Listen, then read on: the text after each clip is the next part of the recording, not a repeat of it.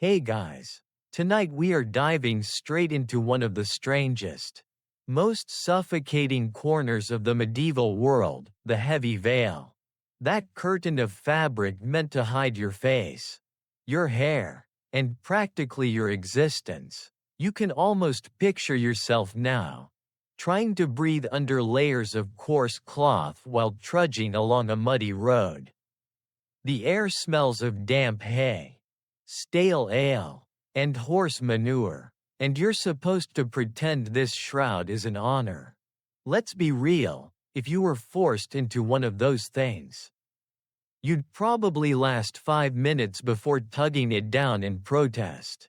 Honestly, you wouldn't survive the week.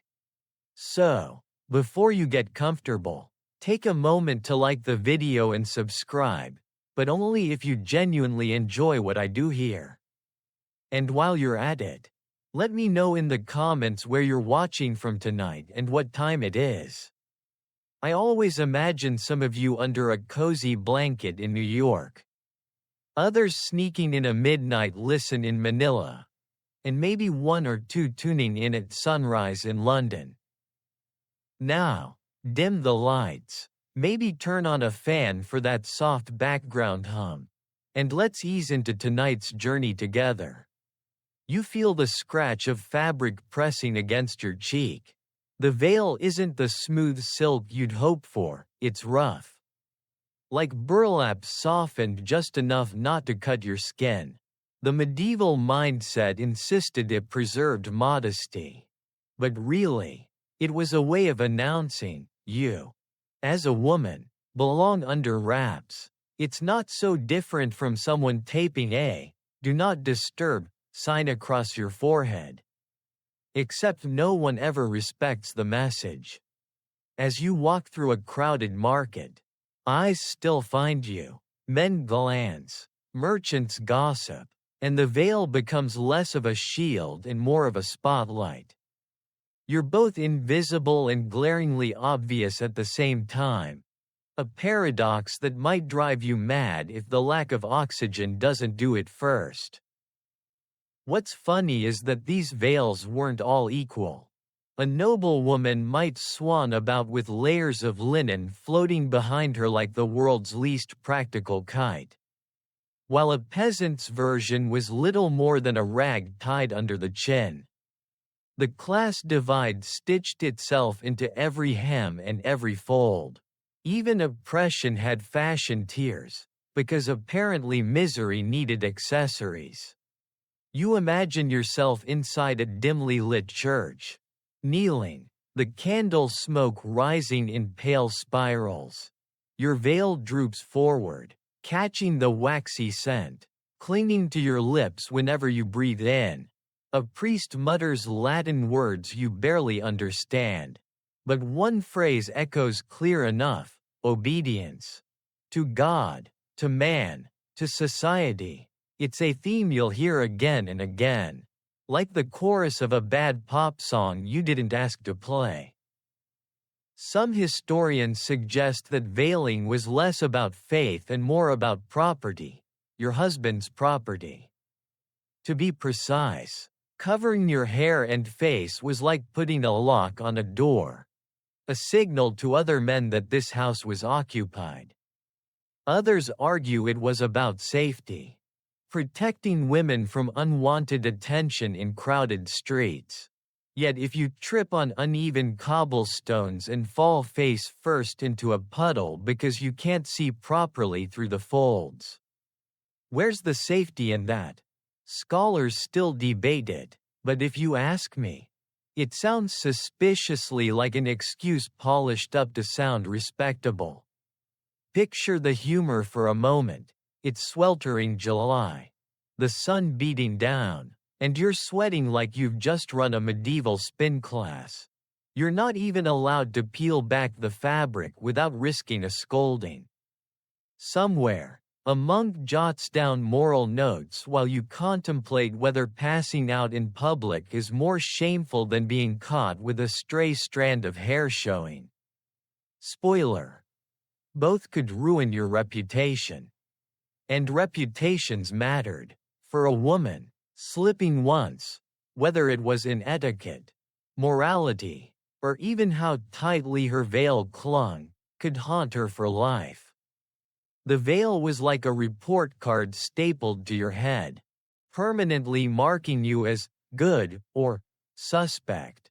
You didn't get to choose which category you landed in. The whispers of neighbors decided for you. But here's the odd part.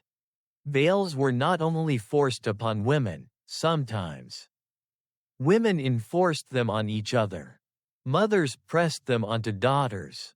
Wives judged other wives. A circle of silent competition revolved around who could appear the most modest, the most pure, the most hidden. It was less about faith and more about surviving a social Olympics where invisibility won gold. Imagine a festival day, music clattering from lutes and drums, jugglers tossing pins in the air.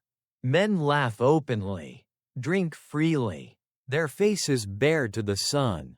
Meanwhile, you sit on the sidelines, your veil flapping in the breeze, trying not to sweat through the one linen layer you can't wash properly. Freedom is dancing all around you, and you are reminded that joy has boundaries drawn by fabric. Every so often, a rebellion sparked, not in riots, but in small gestures. A woman loosening her veil indoors, another daring to wear lighter fabric. These were micro acts of defiance, as significant to them as burning bras centuries later. One chronicler even remarked on a group of young women who appeared at a town square with their veils thrown back, laughing like the rules didn't matter. Scandalous, he wrote, though you can almost hear the admiration hidden between the lines. Still, the weight of tradition pressed down harder. The church, the family, the community, each insisted that the veil was sacred, a badge of virtue. Without it, you weren't just bare, you were suspect. You were vulnerable to accusations, from vanity to witchcraft. And if the witch trials taught us anything, it's that people in the Middle Ages didn't need much of an excuse to set you on fire. There's something haunting in that contradiction. The veil was supposed to protect, yet it exposed you to constant judgment. It was meant to cover, yet it revealed more about your life than you'd ever want strangers to know. It told others your class, your marital status, and even your obedience level. It was a resume written in cloth, updated daily without your consent. You trace the edge of the fabric in your mind, feeling how it frays over time. Threads loosen, colors fade. Maybe you catch yourself daydreaming about throwing it into the fire, watching it curl into ash. But then reality taps you on the shoulder. Obedience whispers again, and you tie it tighter. And so, step by step, through mud and markets, through prayers and punishments, the veil remains, not just a garment, but a weight on your spirit. It whispers that you are less, even as you know deep inside that you are more. And in that tension lies the quiet tragedy of countless women before you, who never got to lift the cloth and breathe fully in the open air. Your veil scratches against your skin as you're led into yet another hall. But tonight it's not a church or a market. It's a room filled with murmuring voices and the faint creak of wooden benches. You don't realize at first, but this is where your life will be signed away. Not with romance, not with a kiss under the moon, but with parchment, ink, and a handshake between men who value sheep more than your smile. Marriage, here, isn't a union of hearts, it's a contract. Plain and simple. Picture the scene: your father, perhaps with hands roughened by farming or soft with parchment ink, sits across from another man. They haggle, just as they would over a cow. Only instead of weighing the quality of hooves, they're weighing your dowry, how much land, how many coins, how many chickens you're worth. Meanwhile, you stand awkwardly in the background, trying not to sneeze because heaven forbid you interrupt such an important business deal. It's hard not to laugh at the absurdity. Imagine Tinder in the Middle Ages. Swipe right if she brings 40 acres. Swipe left if the cows look thin. Love? Compatibility? Shared hobbies? Forget it. The contract is the only thing that matters. And you, my friend, are more clause than person. But here's the twist. Contracts were binding. Once your father nodded and the priest scribbled a note, your entire existence shifted. Your new husband could be twice your age, or half interested in you. But the deal was done. And unlike modern business contracts, there was no handy cancellation policy. You couldn't plead buyer's remorse. Once sold, you were sold. Historians still debate how much agency some women had in these arrangements. In certain towns, records suggest a daughter could refuse a suitor.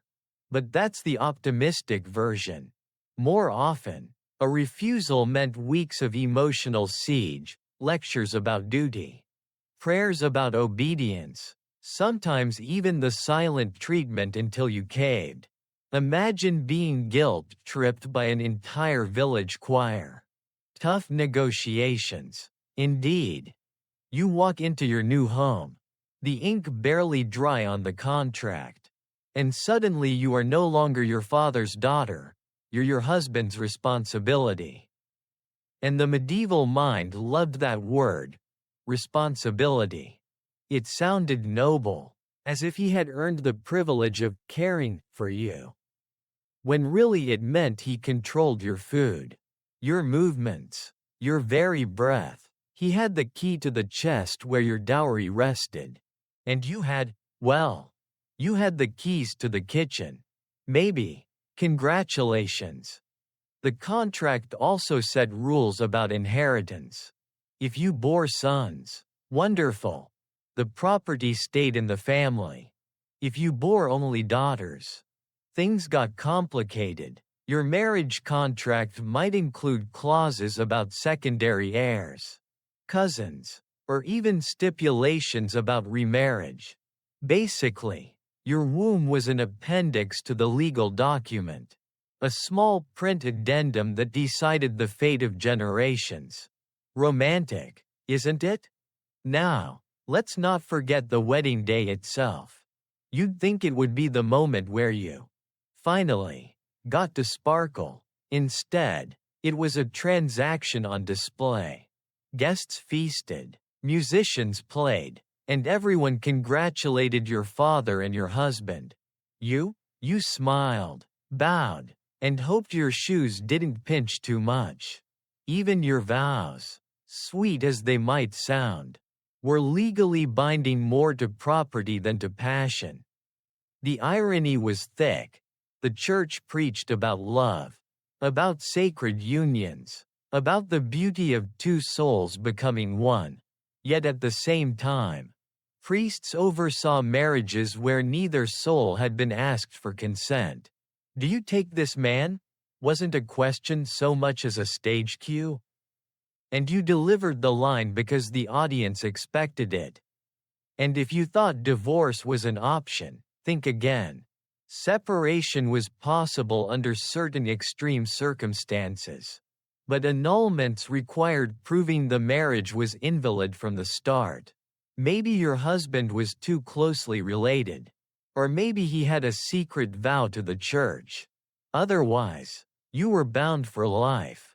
And if you dared complain, well, people would say you were cursed by God for being ungrateful. Imagine the daily humor of it. Your husband snores like a thunderstorm, drinks too much ale, and insists on lecturing you about crop rotation even though you've been working fields since you could walk. You roll your eyes. But remember, you are legally tied to him. Medieval couples didn't need couples counseling. They needed noise-canceling walls and a miracle. Still, some women did find ways to bend the rules. A clever noblewoman might negotiate a contract with favorable terms, perhaps a clause allowing her to keep part of her dowry as personal property. A wealthy widow might marry again only if the new husband swore to respect her holdings. These were loopholes, tiny ones, but they mattered. Medieval contracts were rigid, yet parchment could be bent if you knew where to press. There's one obscure case where a bride reportedly laughed during her vow. And her family argued later that this laughter invalidated the contract because it wasn't serious consent. The court, surprisingly, agreed. It's one of those delightful oddities historians love to point out. Sometimes giggling saved lives. But most of the time, there was no saving. For every rare woman who escaped a bad contract, hundreds more faded into the background of parchment agreements. Their voices drowned out by signatures and seals. They became part of family alliances, political strategies, or simple economic survival. Love stories rarely entered the record. What survived instead were the clauses. The veil you wore on your wedding day was less about modesty and more about hiding the negotiation that had already happened. A curtain for the bride. A curtain for the truth. Guests toasted. Songs rose. And somewhere, two men congratulated themselves on a deal well struck. You were the cargo being shipped. Dressed in lace. As you lie down at night, the flickering firelight casting shadows on the walls, you wonder, what would life be like if your name, not your father's or husband's, had been written on the contract? If your wishes had been inked instead of erased? That what if lingers, echoing through centuries, haunting like an unwritten clause. And so, you close your eyes, the contract binding you tighter than any chain. Marriage in the Middle Ages wasn't a fairy tale, it was a ledger. And in that ledger, women's names were written not in ink of freedom, but in the cramped handwriting of obligation. The ink of the marriage contract hasn't even dried in your imagination before another thought creeps in. What if you weren't even grown when that parchment sealed your fate? What if you were still small enough to be playing with pebbles in the dirt? But someone already decided you belonged to a man twice your age? That, my friend, was not unusual. In the Middle Ages, child brides weren't an exception, they were a system. You picture yourself no older than 12, your legs scuffed from climbing trees, your hair barely brushed, when suddenly you're shoved into a gown far too big for your frame. The hem tangles around your ankles, and everyone laughs, she'll grow into it. They don't mean the dress. They mean the marriage. The church technically had rules. Girls were supposed to be around 12 and boys 14 before a marriage was valid. But in practice, families bent the rules like bakers stretching dough. Engagements happened when you were practically still teething, with contracts promising that once you bled for the first time, you'd be handed over. Romantic, isn't it? Nothing says, blessed union, quite like waiting for puberty to hit. The reasoning was always practical. Marry young, secure alliances early, produce heirs quickly. To fathers and lords, daughters were chess pieces, best moved before another player could grab them. You didn't have a childhood, you had a countdown clock ticking toward someone else's bed. Imagine sitting in a hall, clutching a wooden doll your mother carved for you, while two men toast to your engagement. The doll stares at you with painted eyes, and you wonder if it feels just as trapped. Outside, other children chase each other in the mud, free to run, laugh, fall, and scrape knees. You watch them through a window, realizing your days of play are already being erased. Historians still debate how common consummation was for these child marriages. Some argue husbands often waited until the girl reached her mid-teens. Others point out darker evidence. Consummation happened immediately. Regardless of age, both possibilities existed. Both are uncomfortable truths. And whichever version you imagine, you know it wasn't the girl's choice. The strangest part is how normal it seemed at the time. Villagers didn't gasp. Priests didn't cry out. Neighbors might gossip about the size of the dowry, but not about the girl's age. It was ordinary. Just another day. You weren't a child anymore once the parchment said otherwise. Of course, not every child bride was a peasant's daughter. Noble families were notorious for arranging unions early, especially if the marriage secured land or political alliances. Princesses were betrothed before they could read their own names. Some were sent away to live in their husband's household as children, trained to be obedient wives while still learning how to braid their own hair. You can almost hear the contradiction. Being taught how to manage servants before you've even learned multiplication. And yes, some of these girls became queens. You might think that sounds glamorous.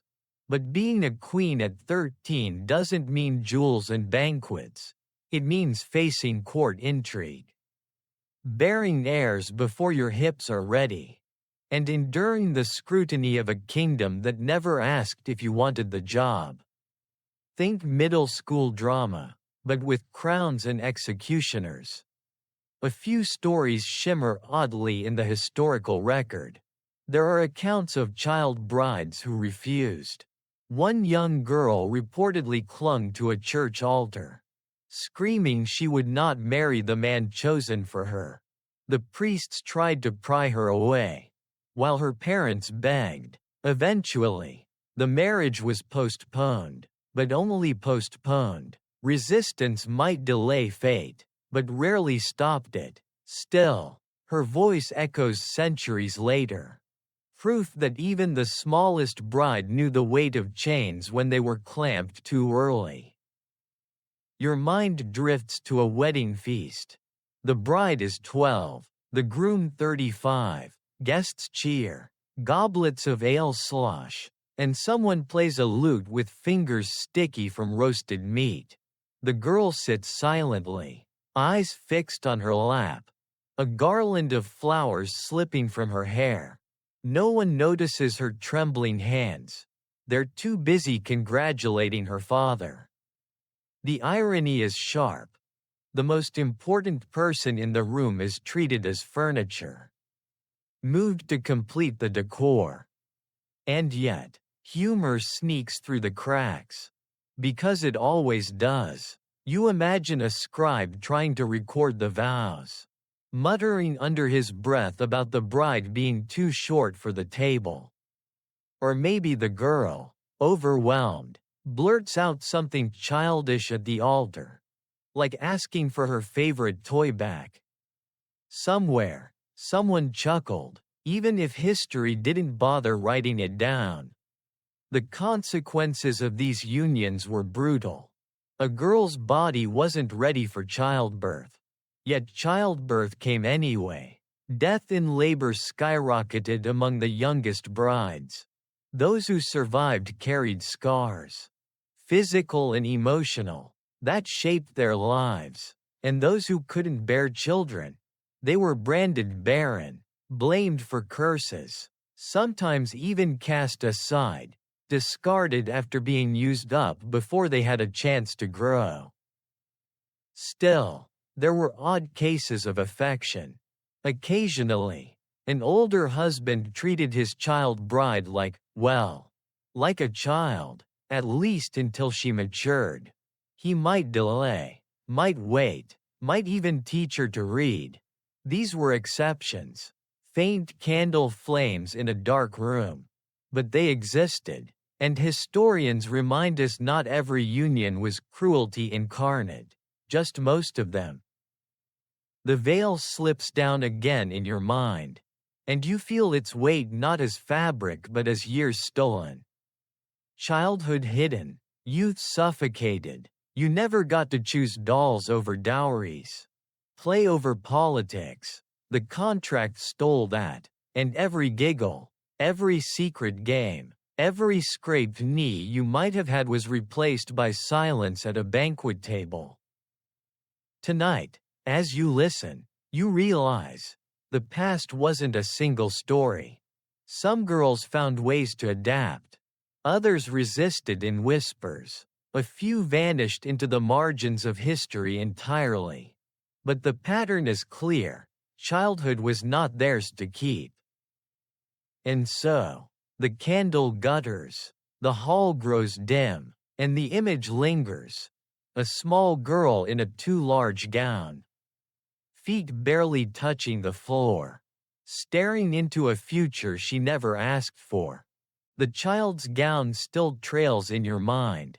And before you can shake the image, another heavy burden comes into view.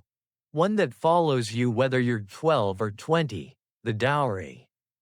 Ah yes, the famous medieval dowry, that magical bundle of coins, land, linens, and livestock that determined whether your life would be tolerable, miserable, or downright unlivable. Forget personality, forget wit, forget how you look when candlelight catches your smile. Your price tag came stitched to your dowry. You imagine yourself sitting at a wooden table, watching your parents argue quietly in the corner. They're not debating which school you'll attend or whether you should take up painting. They're debating how much money they can scrape together so someone, anyone, will marry you. And here's the funny part. If you had sisters, the family purse shrank with every wedding. Each girl was another coin pulled from the chest, another field mortgaged, another sheep sold. Being born a daughter in some households was like being born with a silent debt pinned to your swaddling clothes. The trap worked like this. A rich dowry could buy you a rich husband, which meant security, food, and perhaps even a soft bed. A small dowry meant a husband lower on the social ladder. Maybe a man with cracked boots and 3 missing teeth who smelled perpetually of onions. And no dowry? Well, you might find yourself in a convent. Not out of devotion but because the cloister was cheaper than marriage. Picture yourself walking into the market. Men appraise vegetables, argue about prices, haggle over goats. Then eyes turn to you. But they aren't measuring your beauty, they're calculating your dowry. It's like walking around with a giant price tag dangling from your veil. 200 silver pennies if your father is generous. 1 half-starved pig if he's not. Romance, apparently, was best left for troubadour songs. Historians still debate whether dowries were meant to protect women or merely to commodify them. Some argue the dowry gave you a kind of insurance. If your husband died, you might reclaim part of it. Others counter that in practice, husbands often spent it before you could blink. Both arguments circle endlessly, but in the lived reality, most women never saw their dowry again. It vanished into household repairs, debts, or ale barrels. And here's where the humor creeps in. Imagine your husband announcing proudly to his friends that he married, well, not because you're charming, Not because you can recite poetry. Not even because you know how to bake bread without burning it. No, he brags about the 2 cows you dragged into the marriage like unwilling bridesmaids. You're not a wife, you're a walking financial upgrade. The trap tightened most cruelly when families couldn't pay. A father might delay your marriage for years, waiting to raise enough coins. Meanwhile, gossip sharpened around you. Why isn't she married yet? They whispered. Something must be wrong. You, stuck in limbo, became both too expensive and too suspicious. Like an item left on the shelf too long. People assumed you were flawed. Sometimes, the dowry crippled families. A nobleman with 5 daughters might bankrupt himself marrying them off. Whole estates collapsed under the weight of bridal expectations. And still, no one questioned the system. It was tradition, it was honor, it was law, as if medieval society had collectively agreed that daughters were both blessings and curses. Gifts wrapped in bills. One lesser-known fact. Widows occasionally had to fight in court to reclaim their dowry after a husband's death. Some succeeded. Others were told that because their husband had used the money for the household, it was gone forever. You can almost hear the legal jargon echoing in a dark hall. Used for the household, being code for spent on gambling and extra ale. Imagine a scene in a smoky tavern. A group of men bragging about their fortunes. One boasting, "My wife brought me 50 acres." Another laughs, "Mine brought me a chest of silver." Then the third, with a shrug, admits, "Mine brought me herself." The laughter rings out, cruel and cutting. Somewhere in that laughter is the truth. Women were worth only what they could bring, not what they were. The dowry even followed you after death. Some contracts stipulated that if a wife died childless, the dowry returned to her family. Picture it. Your body barely cold. And already relatives argue over who gets the linens and coins. The grief lasts minutes. The financial debate lasts weeks. Comforting, right? But there were cracks in the system. Some clever women managed to negotiate conditions, clauses stating that certain items remained theirs no matter what.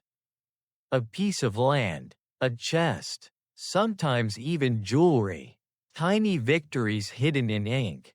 One tale tells of a woman who, upon widowhood, took back her dowry of livestock and sold the cows herself, feeding her children while neighbors gawked at her audacity. Her story survived, perhaps because it was rare enough to seem scandalous. The veil rustles again in your imagination. Heavy with more than cloth now, it's heavy with the weight of gold coins that never touched your fingers. With fields you were promised but never walked. With promises signed in someone else's hand. The dowry wasn't just a transaction, it was a leash. It dictated your husband, your home, your rank, and sometimes your very survival. And here's the kicker. Men complained about dowries too. They groaned about the costs. About how marrying daughters drained them dry. Yet they never questioned why the system existed at all. It was like complaining about the weather while refusing to build a roof. Everyone cursed it, yet everyone upheld it. So, as you close your eyes tonight, the image sharpens. A young woman walking into marriage. Not with flowers, not with music, but with the weight of a dowry chest dragged behind her.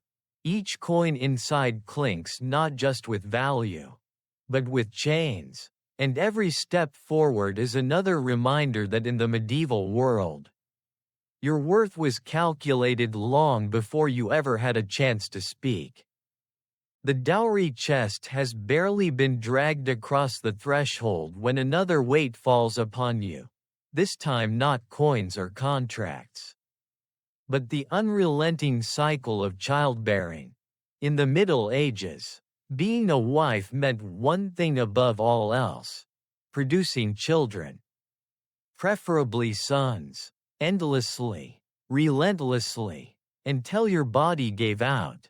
Forget quality time, forget personal goals, forget even rest. Your womb was your resume, your career, and your prison cell, all rolled into one. You imagine yourself lying on a straw mattress, the smell of smoke from the hearth clinging to the room. A midwife hovers over you, muttering prayers, while you grip the edge of the bed as if it might anchor you to life. Outside, neighbors gather, not out of compassion but curiosity, counting the hours, whispering bets on whether you'll deliver another heir or another disappointment. No pressure, right? Historians estimate that the average medieval woman might endure 8, 10, even a dozen pregnancies, but with high infant mortality rates. You knew from the start that not all your children would live. Some would die in the cradle, others before their first winter. Imagine that. Enduring the pain of birth again and again, only to watch little lives flicker out like candles in the wind. And still, society demanded more. Your worth wasn't measured in kindness or wit. It was measured in surviving sons. Here's where the dark humor creeps in. Men strutted about bragging of their virility, boasting of how many children they sired. Meanwhile, you're the one staggering through childbirth, half-starved, half-exhausted, and entirely unthanked. If medieval fathers had Instagram, they'd post proud selfies with their heirs, while mothers lay unseen in the background, bleeding quietly. Some women turned childbearing into strategy. Queens and noblewomen knew that every son secured their position. Each heir was insurance against being cast aside. Produce no children? You risked annulment or disgrace. Produce only daughters? You risked being pitied, or worse, mocked. She can't even give him a son. Neighbors whispered, as if you had ordered the wrong dish at dinner. As if biology were a menu. And childbirth itself, let's not romanticize it. No epidurals, no antiseptic, not even the comfort of proper privacy. You labored in a room filled with women, all offering advice, prayers, and sometimes judgment, the air thick with incense, sweat, and fear. Every birth was a gamble. Would you live? Would your child live? Or would both of you be carried out in silence? Midwives carried herbs, charms, and whispered rituals, hoping something, anything, might tip the odds. Some rubbed holy relics against swollen bellies.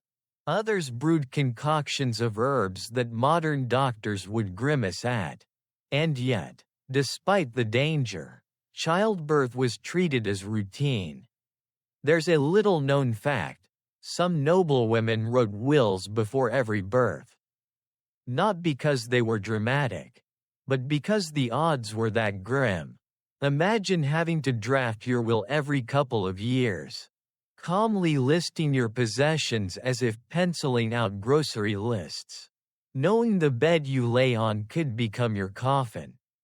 Still, life went on. You barely recovered from one birth before another pregnancy loomed. Nursing babies while pregnant again. Carrying water while your back ached. Grinding grain while your stomach swelled. It was endless. Modern people complain about juggling work and childcare. Medieval women juggled childbirth with survival. Sometimes, you wonder how humor survived in those moments, but it did. Picture a mother sighing that at least she didn't need to worry about fitting into last year's gown because she was perpetually pregnant. Or a weary woman rolling her eyes as neighbors congratulated her husband yet again for his child, while she muttered under her breath, "Yes, clearly he did all the work." Sarcasm has been around longer than anesthesia. And let's not forget the children themselves. For every birth, there were mouths to feed, clothes to mend, chores to assign. You weren't just a mother, you were a one-woman factory, producing both heirs and laborers. Sons might help in the fields, daughters at the hearth, but until they grew, it was all on you. And when another baby cried in the night, you rose, bones aching, eyes heavy, knowing that tomorrow's work wouldn't wait. Scholars still argue about whether high fertility was truly natural or socially forced. Some suggest that constant pregnancies were a biological inevitability without contraception. Others argue that cultural pressure played the bigger role, that women might have found ways to space children if only they'd been allowed. The truth likely lies in both. Either way, your body was never fully your own. And when death came during childbirth, and it often did, the world rarely paused. Husbands remarried, contracts renewed, the cycle continued. Your name might appear briefly in a parish register, noted with "died in childbed." That was it, a life reduced to a statistic. Another whisper lost in the straw-scented air. But the cycle wasn't entirely unbroken. Some women, widowed and weary, found themselves free of the childbearing treadmill. Without a husband to pressure them, without in-laws watching, they carved out lives on the edges, running taverns, managing farms, even mentoring younger women. For them, freedom came not through choice but through survival. You pull the veil tighter in your imagination. But this time it's not modesty it hides, it's exhaustion. You feel the weight in your bones. The endless rhythm of cradle songs. The sharp cry of newborns. The silence of little graves. The veil blurs your vision as if to protect you from memories too heavy to face. And yet, through it all, laughter flickered, a group of women teasing a midwife about her stern face. Mothers comparing which baby screamed the loudest. Turning misery into competition, even in suffering, humor stitched itself into daily life. Because if you didn't laugh, you'd drown. So, tonight, as you drift, you imagine a medieval woman leaning against the doorframe, arms crossed, a baby at her breast, another tugging at her skirt, a third on the way. She looks at you, tired but defiant, and mutters the universal truth, endless. Absolutely endless. And then she goes back to rocking the cradle. Because the world, relentless as it was, never stopped waiting. You're still hearing the cries of newborns in your mind when another figure steps into view, the midwife. She is the shadow at every bedside, the steady hands in the storm of childbirth.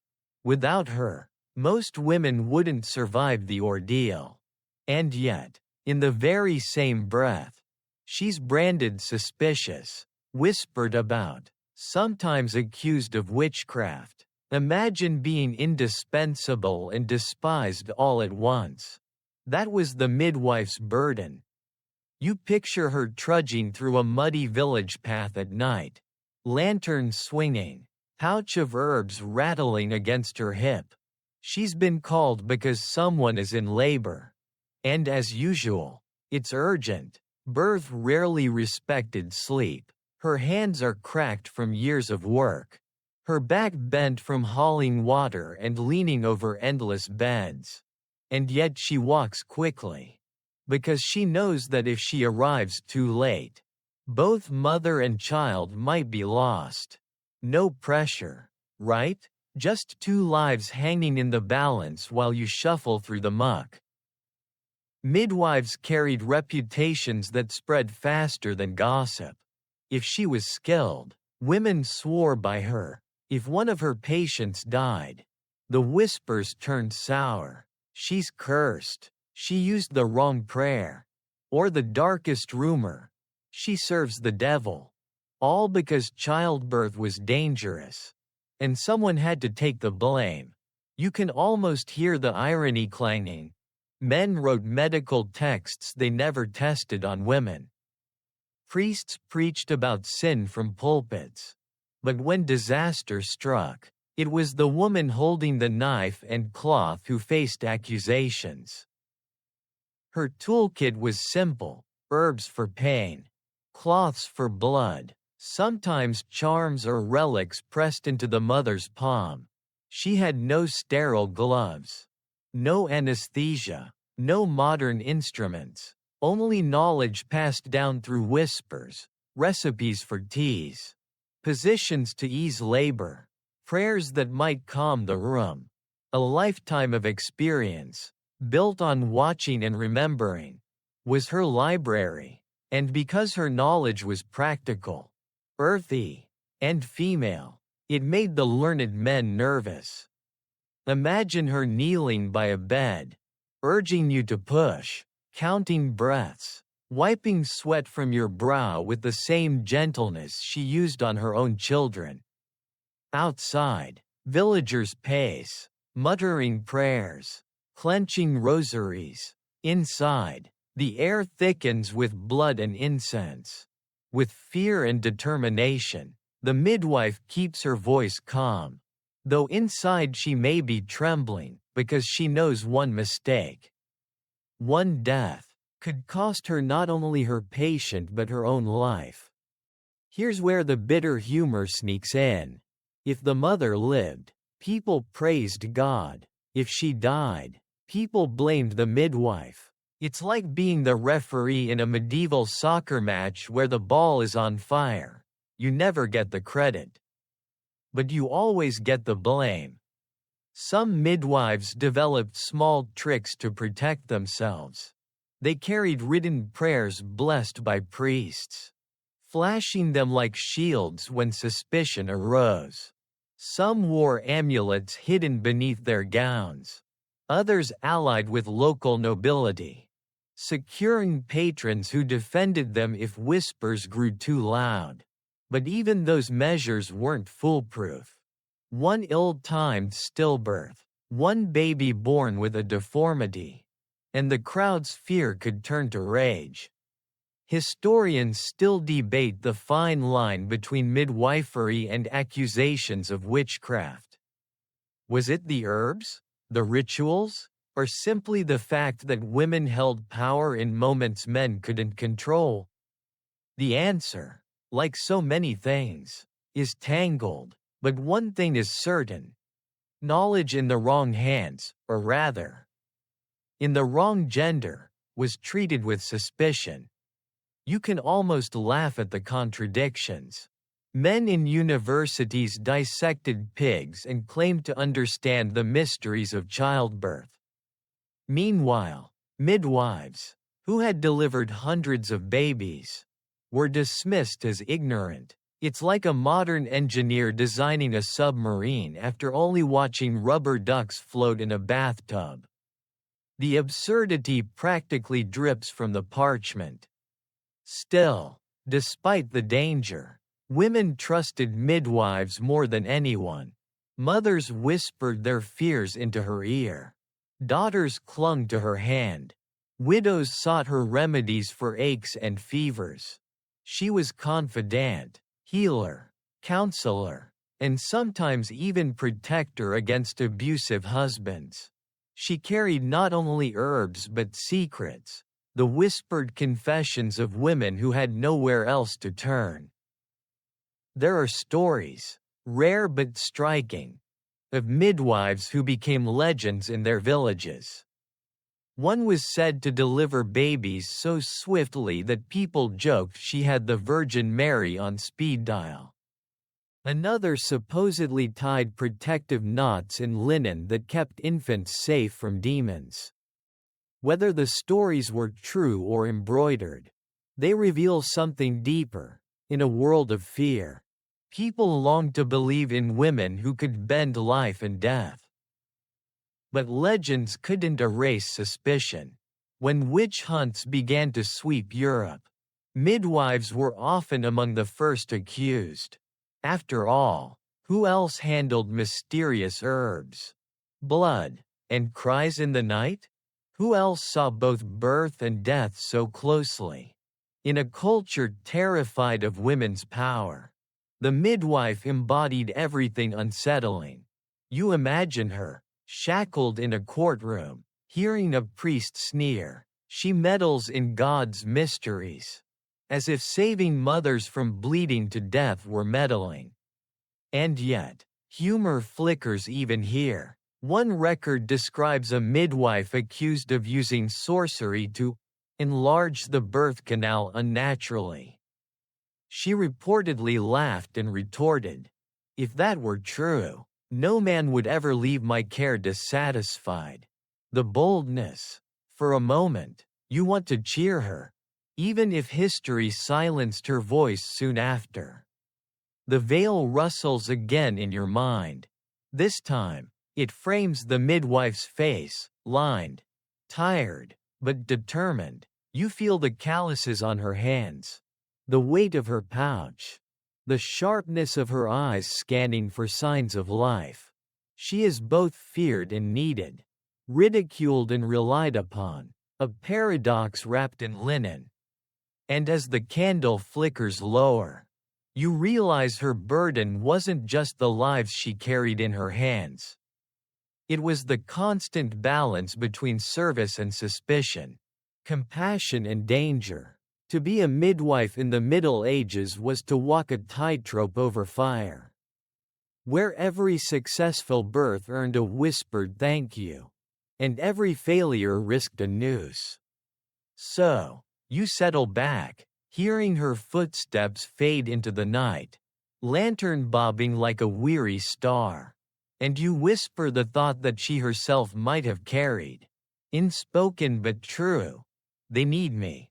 They fear me, and still, I go. The midwife's lantern fades into the dark, but your mind drifts upward now, from smoky cottages and crowded villages to the tall stone walls of a castle.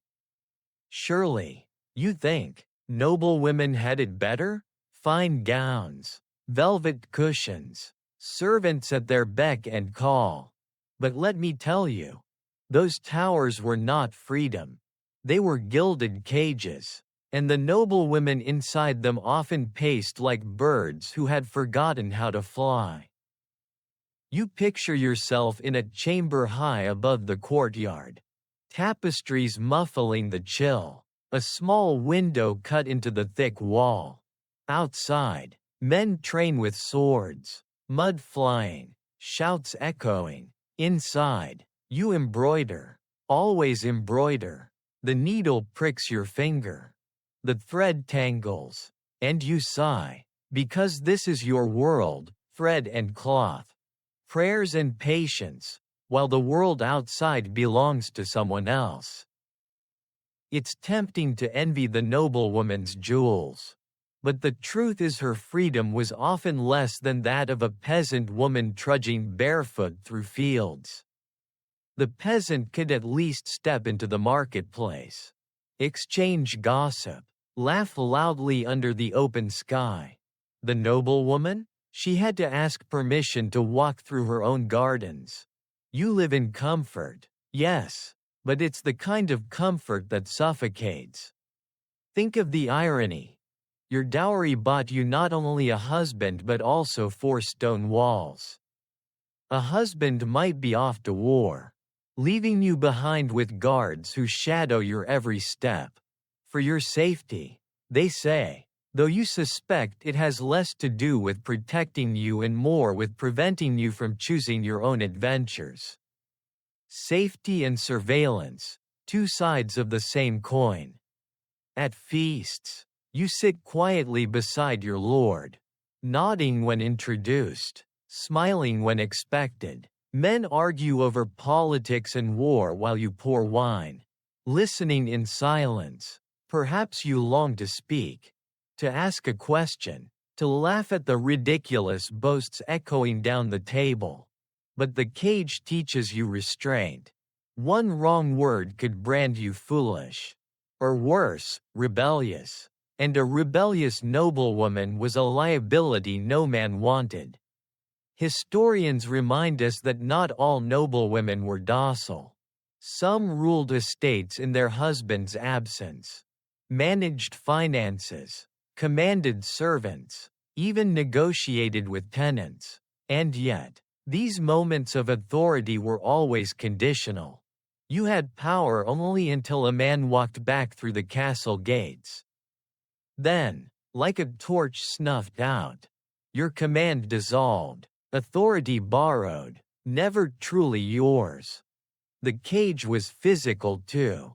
Castles were fortresses, but they were also prisons of routine. You woke to prayers, stitched cloth until your eyes blurred, attended mass, took brief walks in gardens under watchful eyes, and returned to the endless loop of domestic duty. Even entertainment, music, poetry, hunting parties, was scripted. You laughed when expected, clapped politely, and kept the deeper sighs tucked behind your veil. Here's where the humor sneaks in. Imagine being forced to listen to a troubadour singing yet another ballad about knights rescuing maidens, while you, an actual maiden, are stuck in a tower wishing someone would rescue you from the endless ballads. You'd clap with stiff politeness, all while thinking, if he rhymes love with dove one more time, I might leap from this window myself. One lesser-known truth. Noblewomen were sometimes pawns in the same way their peasant sisters were. But on a grander scale, your marriage might seal peace between kingdoms. Your children might secure dynasties. Which means your body wasn't just your cage, it was your nation's bargaining chip.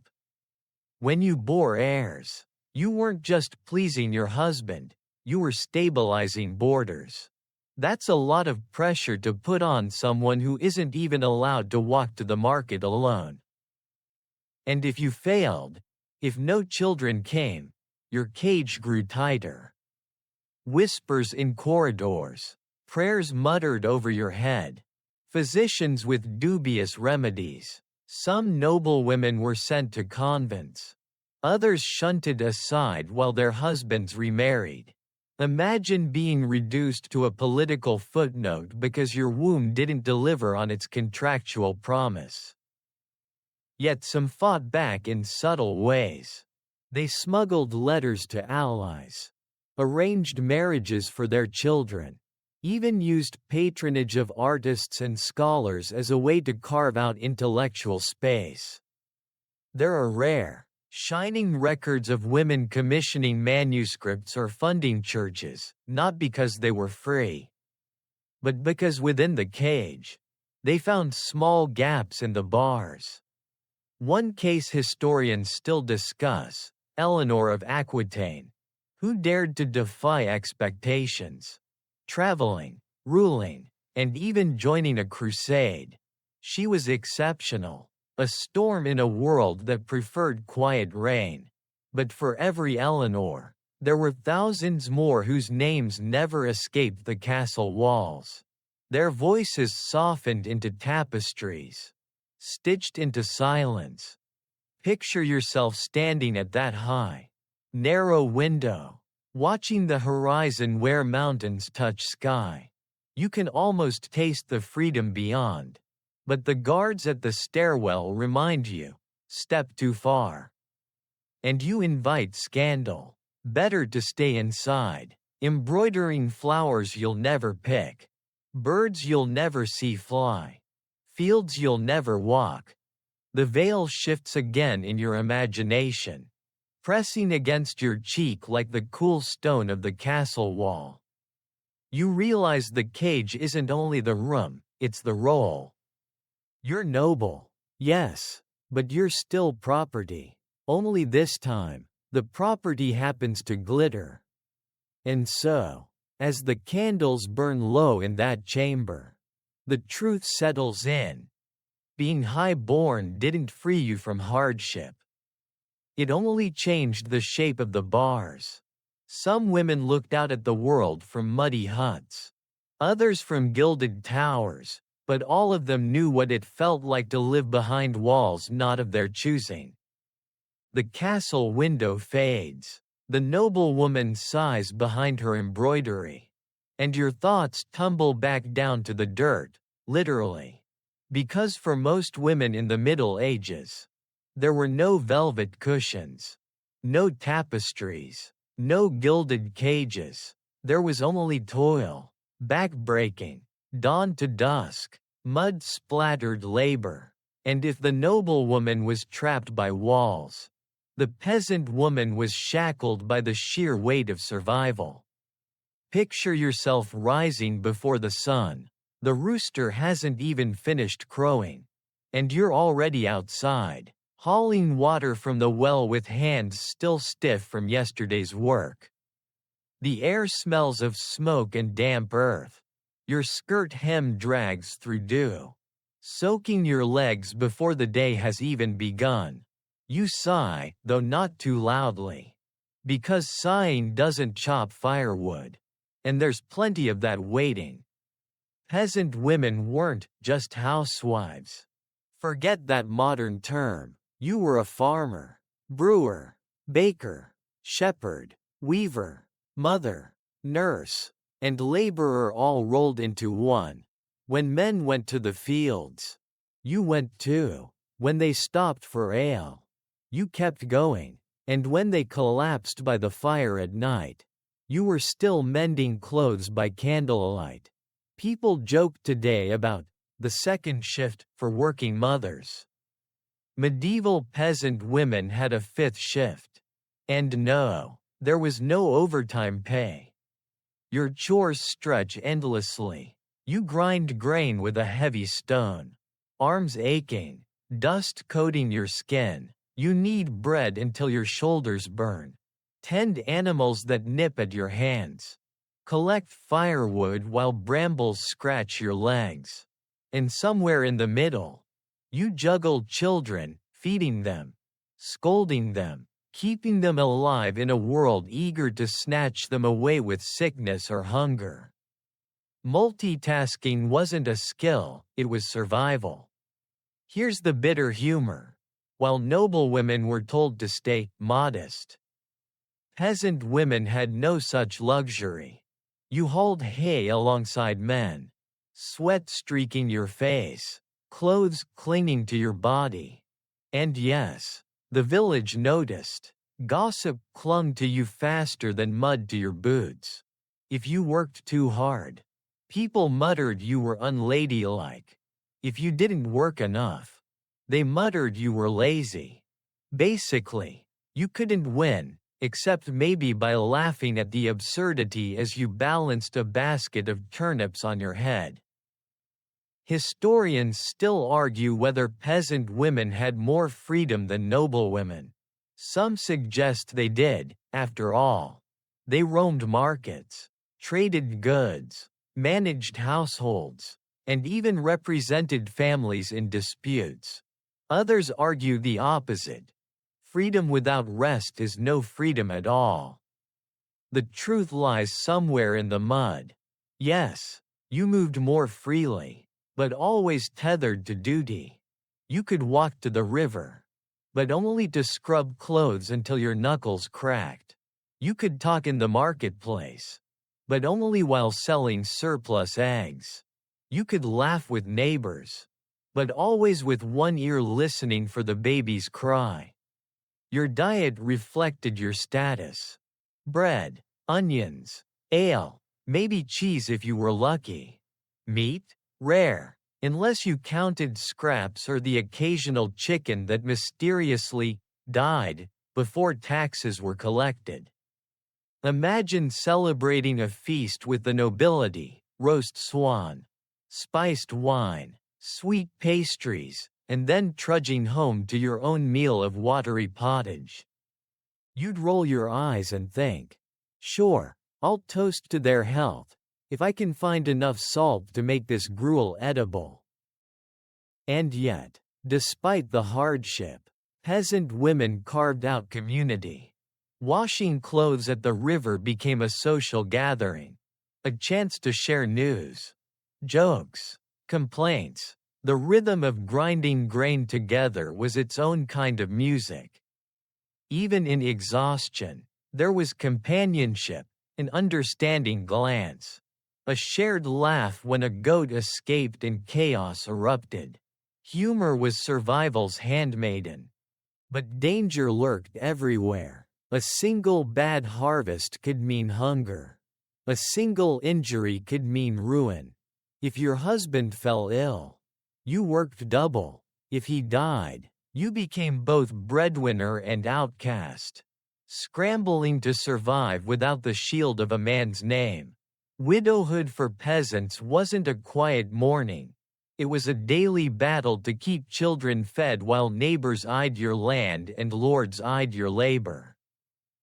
There's a lesser-known fact. In some villages, women brewed ale as a household task, selling surplus to neighbors. It gave them income and a sliver of independence. Some even grew prosperous enough to be known as alewives.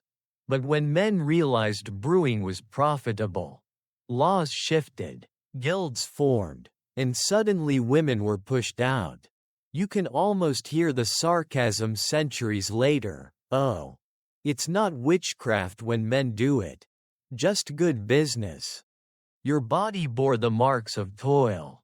Bent spine, calloused hands, missing teeth, hair thinned from malnutrition. You carried babies on your back while balancing buckets of water.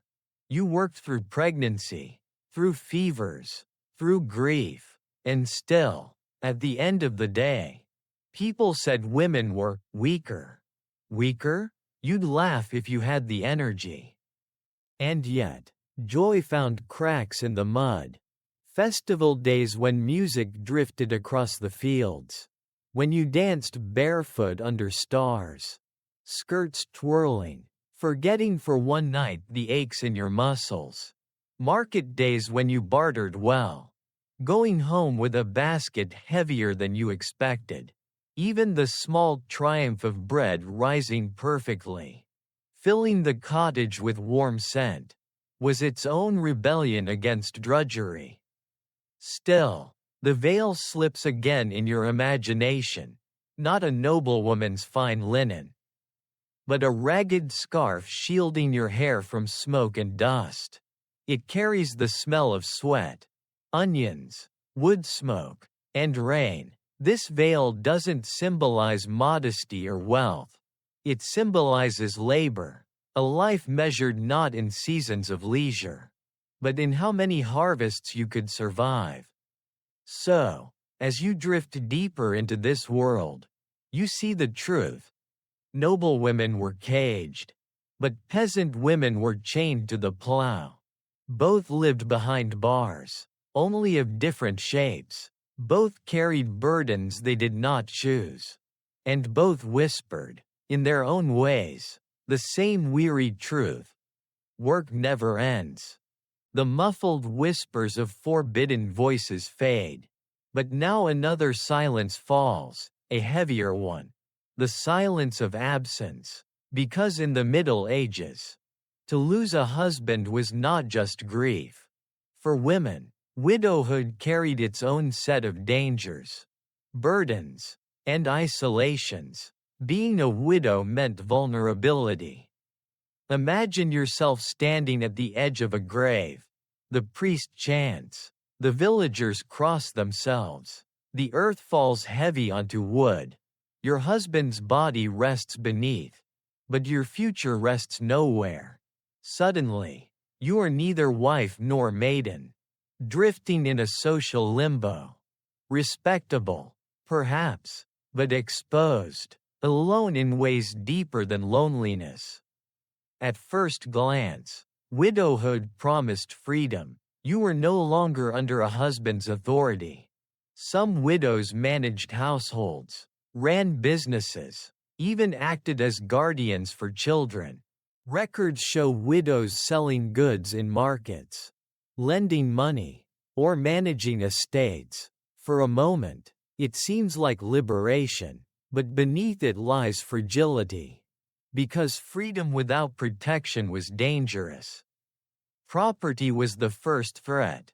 Unless your dowry had been secured, your husband's relatives might swoop in, claiming land, tools, livestock. A widow could wake one morning to find her brother-in-law demanding the house. And the courts? Rarely on her side. A woman alone was easy prey for legal maneuvers she could not fight. Here's the cruel humor. The church praised widows as paragons of piety, symbols of chastity and devotion, but society treated them like burdens or temptations. Too pious, and you became invisible. Too independent, and you became scandalous. Apparently, the only acceptable widow was the one who quietly starved while praying. Picture a young widow at 25. She buries her husband, keeps their children close, and tries to farm the fields. Neighbors mutter. Some pity her. Some gossip about who she'll remarry. Some eye her land greedily. She carries grief on her face, but suspicion clings to her back. Widows often faced pressure to remarry quickly. Families pushed, communities whispered, lords arranged unions. Choice was rare, even if you longed to remain independent. Others reminded you of duty. To be unmarried was to be vulnerable. To refuse a match was to risk survival. The irony? Your husband's death freed you only long enough for someone else to claim you. The veil presses in your imagination again, this time black and heavy with mourning. But it doesn't only veil your sorrow. It veils your peril. You walk the village streets wrapped in it, knowing every glance could mean pity, predation, or proposal. The veil of widowhood conceals and exposes at once. Historians point out that some widows did thrive. Wealthy women with strong dowries or supportive families could wield surprising influence. A few even chose not to remarry, living independently for decades. But these were exceptions, not the rule. For most, widowhood was a cliff. One step too far, and survival slipped away. And widows without children? Even more precarious, with no heirs to anchor property. Everything could be claimed by distant relatives or lords. Imagine being told your very presence is unnecessary, that your late husband's name continues without you. You exist, but the legacy moves past you. Humor, of course, found cracks even here. Women joked about husbands being easier to live with once they were buried. At least he's quiet now. Or about widowhood finally granting the chance to sleep without snoring beside them. Bitter laughs. Yes, but laughter nonetheless, defiance wrapped in wit.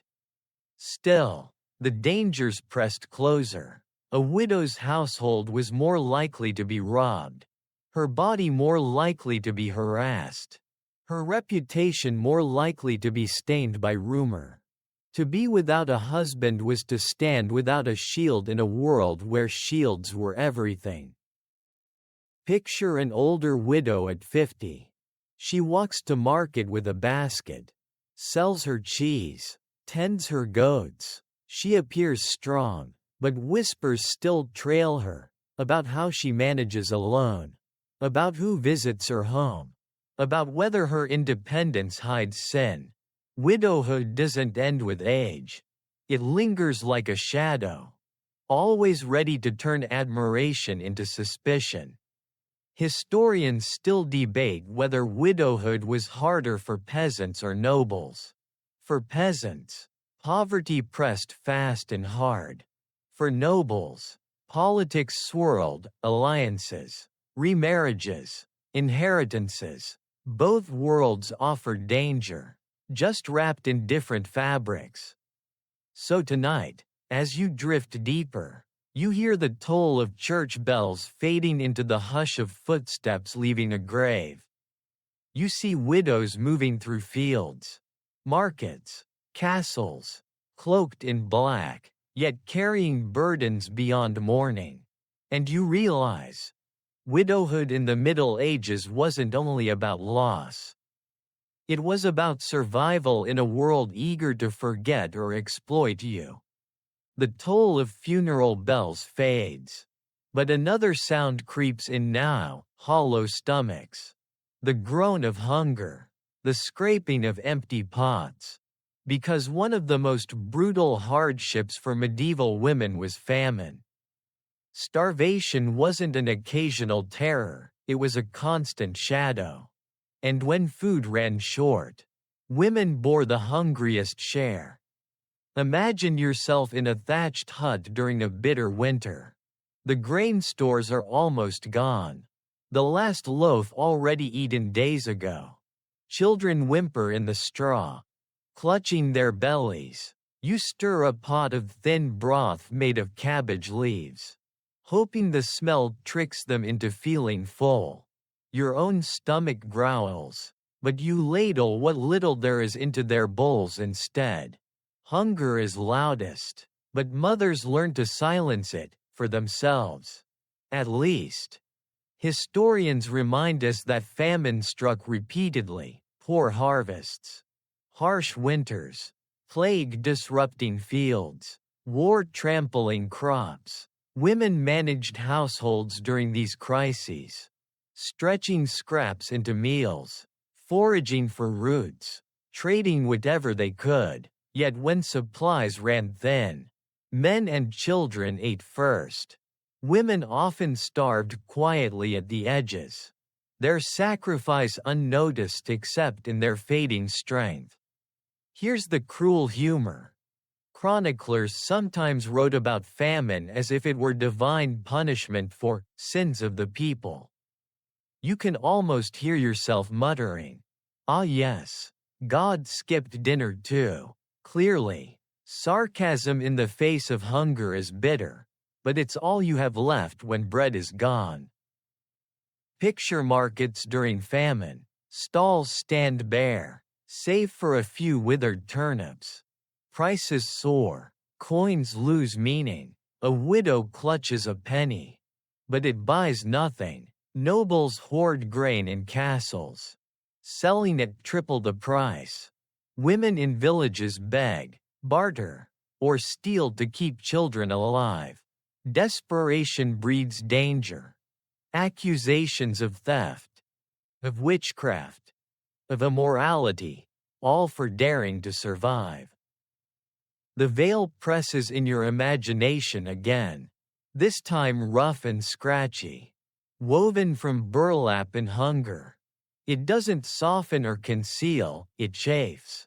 You wear it while trudging into fields, searching for nettles, acorns, anything remotely edible. Even weeds begin to taste like blessings. Some women resorted to famine foods, bark ground into flour, clay mixed with herbs, even carrion boiled into soup. The taste was bitter, but survival left no room for disgust. Imagine handing a child bread made of husks and ash, whispering, "Eat, love," knowing it may harm but also sustain. That's famine, choosing between slow hunger and dangerous nourishment. And famine wasn't only physical.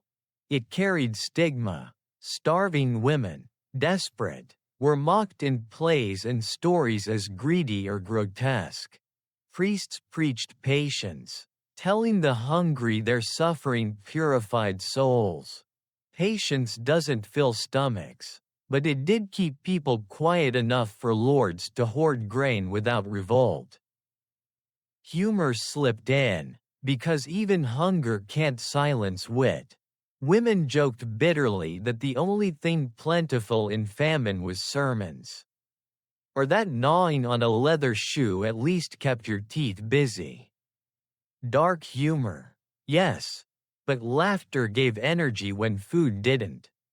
Historians debate how communities survived repeated famines. Some argue that shared resources and charity softened the blow. Others point to records of theft, violence, even cannibalism in extreme years. For women, famine wasn't abstract history. It was daily triage: who eats tonight? Who waits until tomorrow? Picture yourself in 1315. During the Great Famine, rain has drowned crops. Cattle die in mud. Grain rots in storage. You walk miles to a monastery, hoping for alms. The monk shakes his head. Supplies are gone. You trudge home, empty-handed, praying your children sleep through their hunger. The road stretches endlessly, and even the trees seem bare. And for noblewomen, hunger was cushioned but not erased. Castles might still serve meat, but supplies thinned, luxuries vanished, and peasants' cries rose louder outside the gates. Even the wealthy tasted scarcity, though rarely the gnawing emptiness of the poor. Hunger, like disease, crossed walls, but it bowed respectfully at thresholds. The cruelest part of famine was how it exposed women's sacrifices. They ate less, worked more, prayed harder. They bore the double burden, saving families from starvation while starving themselves. And their labor went unrecorded. Their suffering tucked between the margins of chronicles that blamed weather or kings. Never mothers' empty stomachs. So tonight, as you close your eyes, you hear the scrape of empty pots, the faint moans of hunger, the quiet lullabies sung to distract children from their emptiness. The famine veil tightens around you, woven from silence and sacrifice. And you realize, medieval women endured not just hunger, but the cruel invisibility of starving for others. The hollow rumble of famine fades, but another sound rises: low cries, ragged breathing, the hush of women gathering around a bed. Because for medieval women, one of the greatest hardships was also the most constant: childbirth. It wasn't just difficult, it was dangerous, deadly, and yet utterly unavoidable. Imagine yourself lying on a straw mattress, sweat pouring down your temples, clutching at sheets as contractions tear through you. There are no sterile rooms, no anesthesia, no doctors hovering with clean instruments, only a midwife with herbs, hands worn by experience, and whispered prayers to saints. Your life, and your child's, balance on the edge of chance. Historians remind us that maternal mortality was staggering. Women could expect to lose friends, sisters, mothers in childbirth regularly. It wasn't rare, it was expected. The moment of bringing life was also the moment of risking death. Every pregnancy carried the quiet question: will I survive this one? Here's the cruel humor. Priests preached that childbirth pain was Eve's punishment for the apple. You can almost hear yourself gasping mid-labor, muttering, "Next time I'll skip the fruit bowl." Father, pain was framed not as biology, but as theology, a divine lesson written in agony. Complications were common: breech births, hemorrhage, fever after delivery, with no surgical solutions. Most of these were fatal. Imagine the terror of hours of labor. Neighbors murmuring prayers. And then silence when the infant doesn't cry, or when you stop. Families grieved, but not with shock. They expected death to linger in birthing rooms. The veil in your imagination shifts again. This time damp with blood and sweat. It covers your face as you strain. As midwives murmur encouragement. As saints' names are invoked. It isn't a bridal veil. Nor a funeral shroud, but it could become either by dawn. And yet, women endured. They prepared charms, wore amulets, tied herbs around their waists. Midwives recited blessings, whispered ancient remedies, used techniques passed down through generations. Some of these helped: sage for bleeding, honey for wounds. Others were superstition. But when death circled the room, hope itself was medicine. One lesser-known truth: noblewomen often faced higher risk. Their duty was to produce heirs. So they endured repeated pregnancies. Queens died young. Duchesses vanished in childbirth. Noble girls were married off and put to bed as mothers before their bodies had grown. In castles or huts, childbirth was equally perilous, just wrapped in finer sheets. Humor flickered in dark corners. Women joked about men never being able to handle labor. If husbands birthed even once, taverns would be full of crying. They teased that at least childbirth was proof of women's strength, strong enough to survive what would kill a knight on the battlefield. Bitter laughter. But laughter nonetheless. Historians debate whether midwives offered empowerment or risk. Some view them as guardians of women's wisdom, passing down essential knowledge. Others point out they were vulnerable to blame if mother or child died. Whispers of witchcraft could follow. Midwives walked a knife's edge. Healers when things went well. Suspects when they didn't. Picture a young woman, 18, in labor for her first child. Hours stretch into a day. Her cries weakening. Finally, silence. The baby lives. But she does not. The midwives cross themselves. The family weeps. And the cycle continues. Another bed. Another mother. Another risk. And the cycle didn't end with birth. Many women died days later. From fever, infection, or exhaustion. Childbirth wasn't one moment of danger, it was a span of weeks.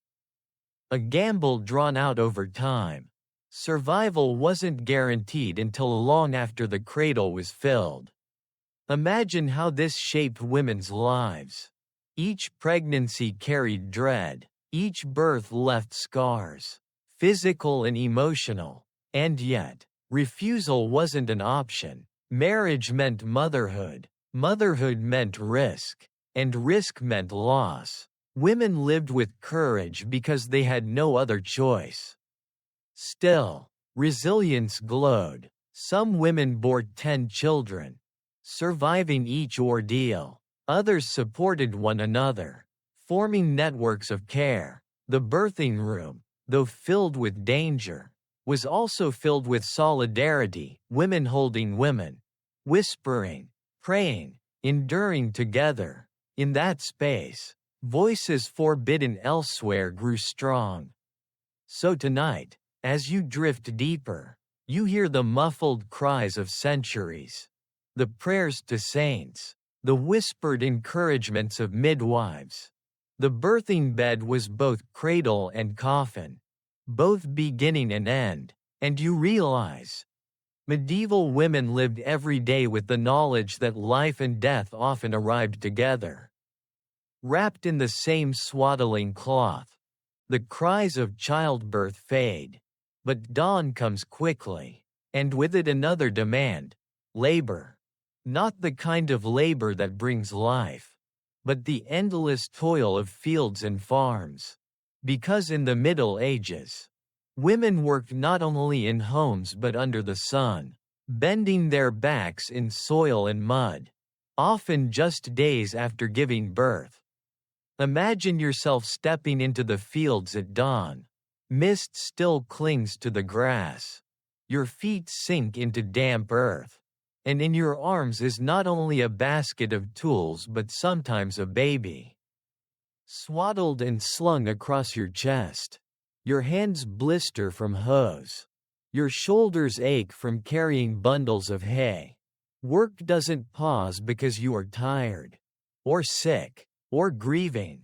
Work simply waits, silently demanding. Historians remind us that peasant women labored as hard as men, sometimes harder. Because they did field work and household chores. They planted, weeded, harvested, threshed grain. They herded animals, carried wood, drew water, spread manure, and after hours in the fields, they returned to bake bread, mend clothes, nurse children, tend fires. The day ended only when exhaustion crushed it. Here's the bitter humor. Chroniclers praised men for their toil in fields, writing songs about honest labor. Women's work? Barely mentioned, as if crops grew themselves, as if animals fed themselves. You can almost hear yourself muttering, "Right, the hay stacked itself while I was gone." Picture harvest season, the most grueling of all. Everyone labors, but women juggle double roles, swinging sickles by day, cooking meals by night. Your fingers bleed from cutting stalks. Your back screams from bending. And still, when bread is baked, men eat first. Your labor feeds the village. Yet your place at the table is last. The veil in your imagination shifts again, now woven from rough burlap, dusted with soil. It scratches against your skin, damp with sweat, pulled tight as you stoop under bundles of grain. The veil of labor is not ceremonial. It is daily, unrelenting, heavy. And the risks were constant. A misstep in the field could break bones. A cut could fester into infection. Pregnant women labored in fields until the very last days, sometimes giving birth at the edge of furrows. Midwives fetched between rows of wheat. Childbirth was dangerous enough indoors. Imagine it under the open sky, with dirt as your bed. Historians argue whether peasant women's work gave them a kind of autonomy. On one hand, their labor was essential and recognized within the household. On the other, it was unpaid, unprotected, and easily erased. Autonomy, yes, but chained to exhaustion. And noblewomen? Their hands may not have blistered from hoes, but they carried burdens of oversight. They managed estates in husbands' absences, supervised tenants, organized food supplies. Their labor was less physical but equally relentless. And failure meant ruin. Castles were built on women's management as much as men's swords. Humor flickered in the furrows. Women joked about men who complained of aching backs after one day in fields, while women endured it daily. They teased that chickens worked harder than husbands, because at least chickens laid something useful. Sarcasm softened blisters, turned misery into laughter around fires. Picture a mother and daughter working side by side, wiping sweat, exchanging jokes even as their hands throb. Work became bonding, even when it was pain. And for many women, the field was paradoxically one of the few spaces where voices could rise, singing, laughing, gossiping under the open sky. Suppression lingered indoors, resilience bloomed outside. But famine and war often ruined even this rhythm. Armies trampled fields, harvests failed, taxes increased, women bent their backs harder, patched lives thinner, scraped survival from barren earth. Labor wasn't just toil, it was desperation. And still, resilience grew like wildflowers. Women shared tools, split food, worked together in rhythms older than kings. Their hands shaped survival. Their sweat watered continuity. The field was cruel, yes, but it was also testament, proof that women endured. Because there was no other choice. So tonight, as you sink deeper into rest, you hear the steady rhythm of sickles slicing, the hum of songs sung between furrows, the sigh of wind over grain. Hard labor never let medieval women rest, but it left behind a truth etched in soil. Their strength was the root of survival. Even if unpraised, even if unseen, the rhythm of sickles fades. The hum of harvest songs quiets. And now you picture a road stretching out in front of you. It seems peaceful, rutted dirt, hedges lining the sides, the occasional bird overhead, but for medieval women, travel was one of the most dangerous hardships of all. The moment you stepped beyond your village gates, risk walked beside you. Imagine yourself carrying a basket, setting out for market in the next town.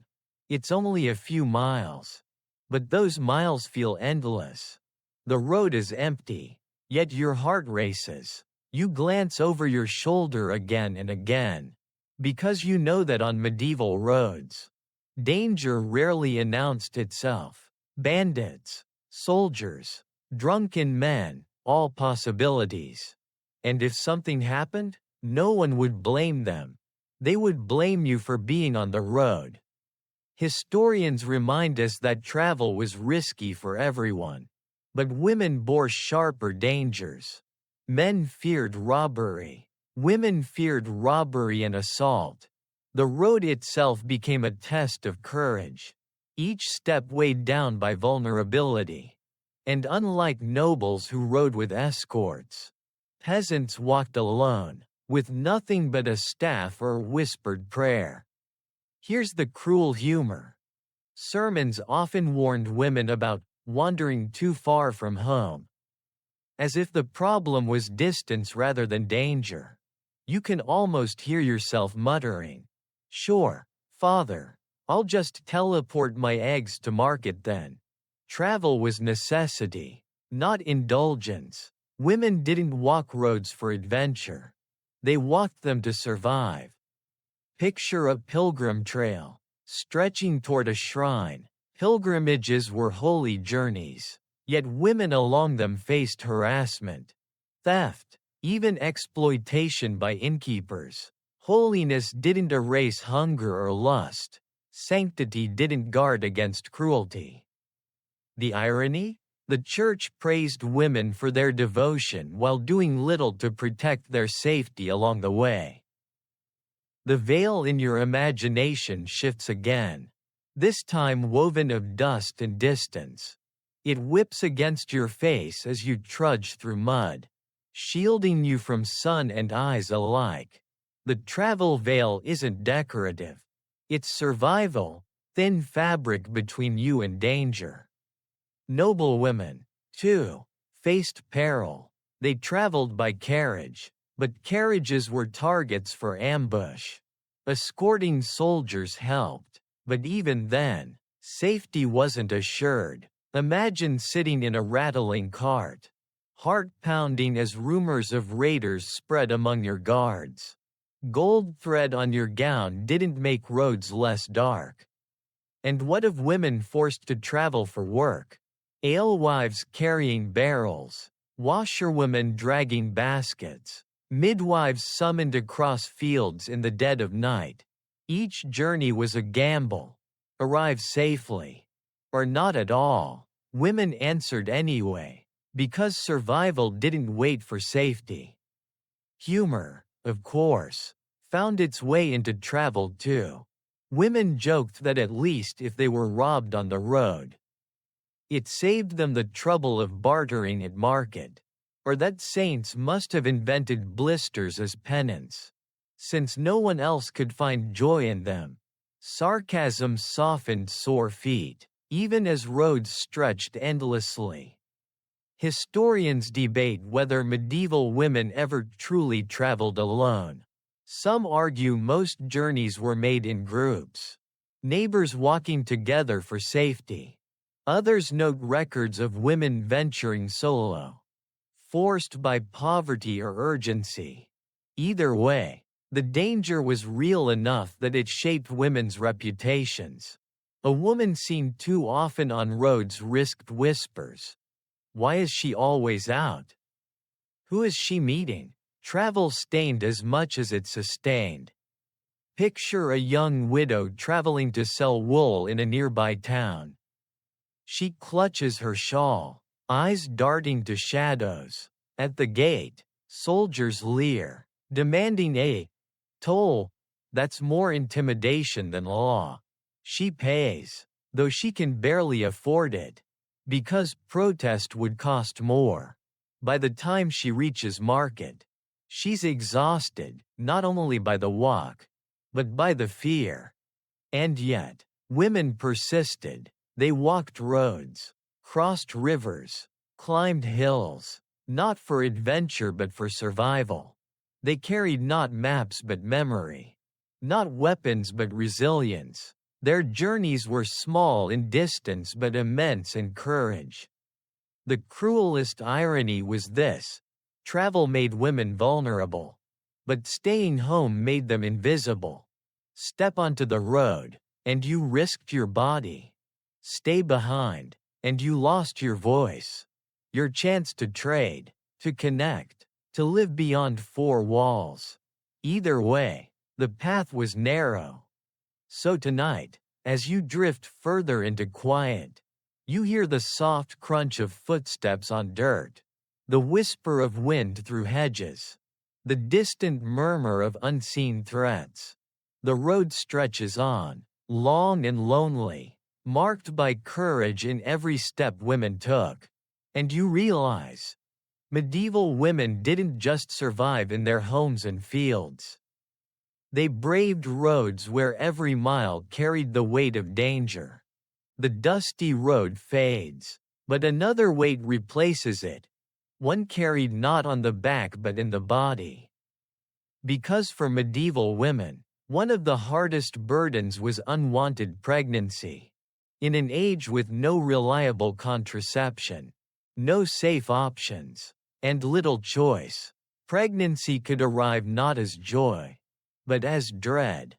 Imagine yourself lying awake at night, staring at the thatched ceiling, counting the weeks since your last bleeding. You know what's coming. Your body swells, your strength fades, and whispers of new life grow louder. But you do not smile. You worry. Another mouth to feed, another risk of childbirth, another step deeper into exhaustion. Pregnancy may be natural, but for you, it is another chain. Historians remind us that medieval society idealized motherhood. Priests praised it, lords demanded it, families expected it, yet the women living it knew the truth. Pregnancy often meant danger, poverty, or shame. For married women, it could mean too many children too fast. For unmarried women, it meant scandal, punishment, even death. Here's the cruel humor. The same churchmen who condemned women for lust also condemned any attempt to prevent pregnancy. You can almost hear yourself muttering, "So I'm to be holy and perpetually exhausted?" Lovely plan. The contradiction was glaring, but men writing rules rarely carried babies themselves. Methods did exist, whispered between women, herbs like pennyroyal or rue, Amulets tied around waists, secret prayers. Some worked a little, many didn't, and almost all were dangerous. Midwives knew recipes, but using them risked accusations of witchcraft. Imagine sipping a bitter brew, not knowing if it will ease your womb or end your life. Hope and terror in the same cup. The veil in your imagination shifts again, this time heavy with the weight of an unborn child. It clings to you, not of fabric but of flesh, reminding you with every step that choice is not yours. Your body is not your own, it is a vessel, expected to fill and empty again, regardless of your will. Unmarried women suffered worst. A swelling belly marked them as sinful. Their reputations ruined, their futures sealed. Some were forced to marry quickly, others shunned, others driven to desperate measures. Infanticide, whispered in horror in court records, was sometimes the last refuge of women with no way forward. Their stories remain hidden, spoken only in accusations, never in defense. And even within marriage, pregnancy could be cruel. Imagine bearing child after child, your body weakening, your energy dwindling, your hair thinning. Each birth drains you, but refusal isn't possible. Husbands expect heirs, families expect growth. You smile at the baby, but inside, you wonder how many more times you can survive. Humor flickered in whispers. Women joked about husbands avoiding farm chores but never avoiding the marriage bed. They teased that men knew how to sow fields too well, seeds sprouting everywhere. Whether wanted or not, sarcasm gave them breath when pregnancies threatened to steal it. Historians debate whether women found solidarity in this burden. Some argue that shared knowledge of herbs, prayers, and remedies built sisterhoods. Others highlight how isolation and shame fractured support. Likely, both are true. Connection in whispers, silence in fear. Picture a noblewoman, her belly round again only months after her last birth. Courtiers smile, praising her for producing heirs. But she sits in her chamber, pale, exhausted, whispering to herself, "How many more before I vanish?" Duty cloaked as honor, yet costing her body piece by piece. And picture a peasant girl, unmarried, her belly swelling. She avoids the market, hides beneath shawls, prays for mercy, but gossip spreads faster than harvest. Soon, she is judged not for survival but for sin. Hunger is forgivable. Pregnancy, apparently, is not. The cruelest part wasn't only the pregnancies themselves. It was the lack of choice. Women's bodies were fields others claimed, their futures dictated by cycles beyond their control. To want or not want meant little. The body obeyed nature, and society punished women either way. So tonight, as your breathing slows, you feel the weight of that imagined veil pressing on your belly.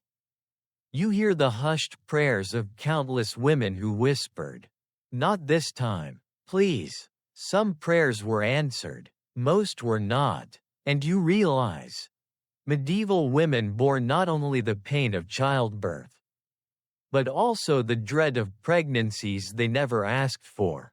In a world that gave them no escape, the weight of unwanted pregnancy lingers. But now another burden emerges, not of body, but of mind. For medieval women, one of the sharpest hardships was the denial of education. To be born female often meant being barred from books, from parchment, from the very tools that preserved memory. Knowledge existed, but it was kept behind locked doors, and the keys were given mostly to men. Imagine yourself in a candlelit hall where boys sit with quills, scratching Latin letters onto parchment. The master scolds, corrects, explains. You watch from the doorway, empty-handed. Your father tells you your place is at the loom, not the desk. The words on the page might as well be spells, they're powerful and forbidden. You feel hunger, not for bread this time, but for letters. Historians remind us that literacy rates were painfully low for both sexes. But women were disproportionately excluded. Schools trained boys for clerical work, for law, for the church. Girls were trained for silence, for modesty, for household labor. Some noble daughters learned to read, enough to manage estates or copy prayers. But even they were exceptions. Education was a door half open, and women stood outside, peering in. Here's the bitter humor. Sermons declared women too fragile for learning, too emotional for logic, and yet those same men expected women to memorize endless prayers, teach children catechism, and remember every household account. You can almost hear yourself muttering, "So I'm clever enough to count chickens but too foolish to read the ledger?" The veil in your imagination shifts again, this time made of parchment. You hold it to your face, but the ink blurs, the words unreadable. The veil of ignorance wasn't natural, it was woven, deliberately, by a society afraid of what women might say if they could write. Some women, of course, broke through. Nuns in convents copied manuscripts, composed hymns, wrote letters. Visionaries like Hildegard of Bingen or Christine de Pizan proved that women's minds could rival men's. But these women were extraordinary. Their lives bent around rare opportunities. For most, the script of daily life remained unwritten. Picture yourself at a spinning wheel, threads slipping through your fingers, while your brother recites Latin nearby. You hear the rhythm of words, recognize their power, but cannot join. You spin wool into thread while he spins letters into ideas. Both labors are necessary, but only his is respected. And for peasant women, education wasn't even a whisper of possibility. Life was survival. Fields, fires, children. Reading was a luxury they never touched. Oral traditions carried songs and stories, but written words belonged to others. Knowledge itself became another form of wealth, hoarded, guarded, rationed. Humor flickered, because it always did. Women teased that perhaps men feared women learning because then men's flaws would be written down forever. They joked that parchment was too precious to waste on women's thoughts, better used for sheep guts or tax rolls. Laughter stung, but also strengthened. Historians debate whether denying women education was deliberate oppression or just cultural inertia. Likely both. Patriarchy was clever. By keeping women from words, it kept them from power. Illiteracy meant dependence. Need to read a contract? Ask a man. Need to copy a letter? Ask a man. Knowledge became yet another cage. Invisible but unbreakable. And the consequences were deep. Without literacy, women struggled to record their own experiences. Their lives became silent in history, filtered through men's voices. The hardships you're hearing now, the toil, the hunger, the pain, were rarely written by women themselves. They survived, but their words were stolen by absence. Picture a girl sneaking into a corner of a monastery, running her fingers over carved letters in stone. She doesn't know their meaning, but she feels their power. She traces them like prayers, hoping the knowledge seeps through her skin. For her, letters are holy, but also forbidden fruit. And yet, some resisted. Mothers passed stories orally, embedding lessons in tales. Women remembered herbs, midwifery practices, songs, and education outside books. But still knowledge. It wasn't formal, but it sustained communities. Education was denied, but wisdom survived. Still, the cruelty lingers.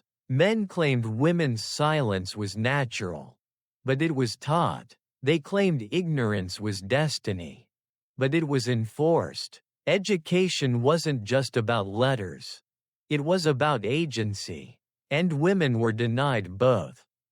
So tonight, as your eyes close, you hear not only lullabies and gossip but the scratching of quills behind closed doors. The parchment veil rustles softly, keeping words out of reach.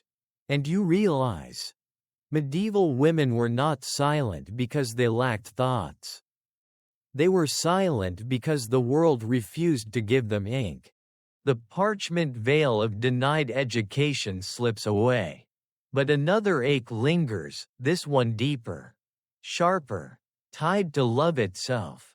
Because in the Middle Ages, even motherhood, which seemed the one sphere women truly owned, was not legally theirs. Children, in the eyes of law and custom, belonged not to their mothers but to their fathers, to families, to lords. A woman might birth, nurse, and raise a child, yet still have no true guardianship over them.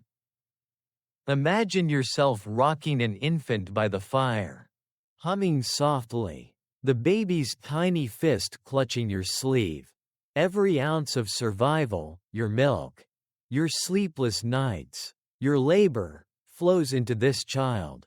And yet, should your husband die, that child may not stay with you. Guardianship could shift to male relatives, to uncles, to lords, even to strangers appointed by courts. Your motherhood mattered in flesh, but not in law. Historians remind us that guardianship laws varied, but the pattern was harsh. A widow often lost authority over her children's inheritance. Boys were placed under male guardians until adulthood. Girls might be married off according to family or lordly decisions, regardless of a mother's wishes. Even noble women, cloaked in rank, discovered that their sons' futures were written by uncles and fathers-in-law. Here's the cruel humor. Society called women natural caregivers, yet trusted them least with legal care. You can almost hear yourself muttering, "So I'm good enough to raise them, but not to decide for them?" Interesting logic. Picture a woman in a village who loses her husband to war.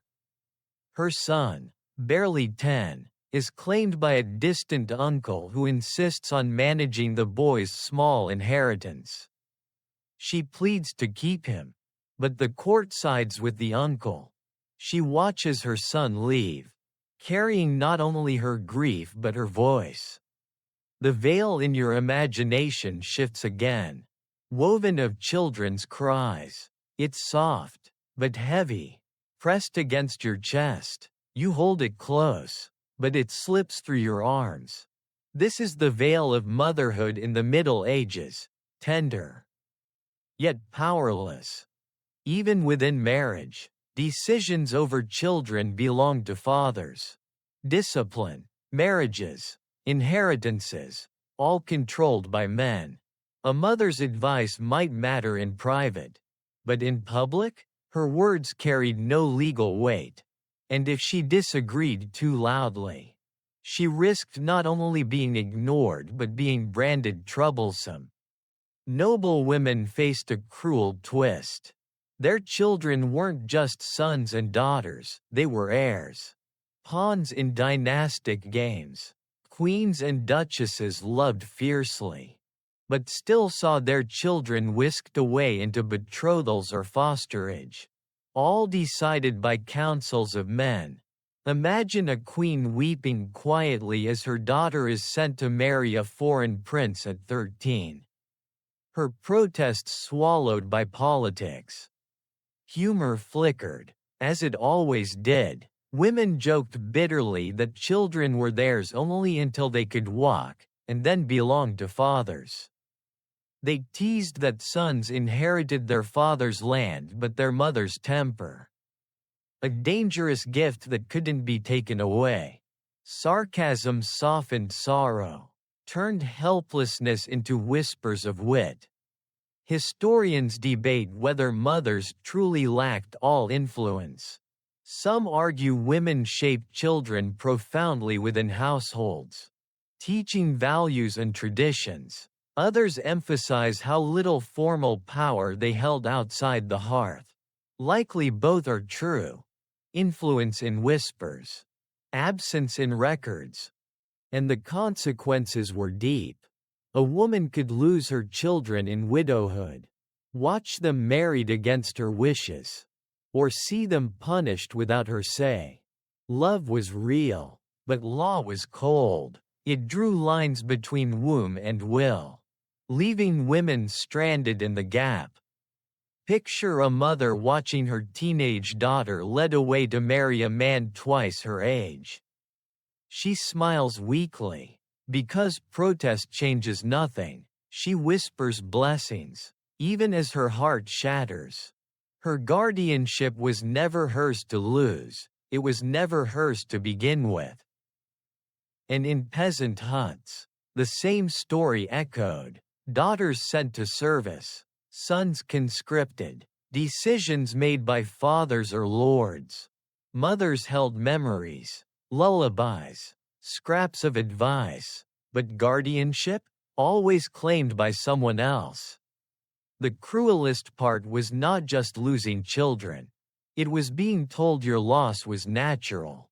Ordained, right, that men must guard because women were too soft.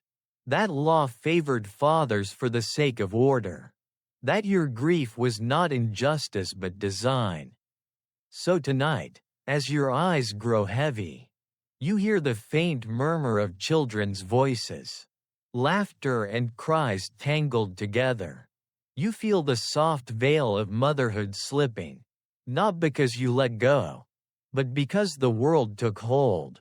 And you realize, medieval women carried children in their arms, in their hearts, in their bones, but rarely, legally, in their power.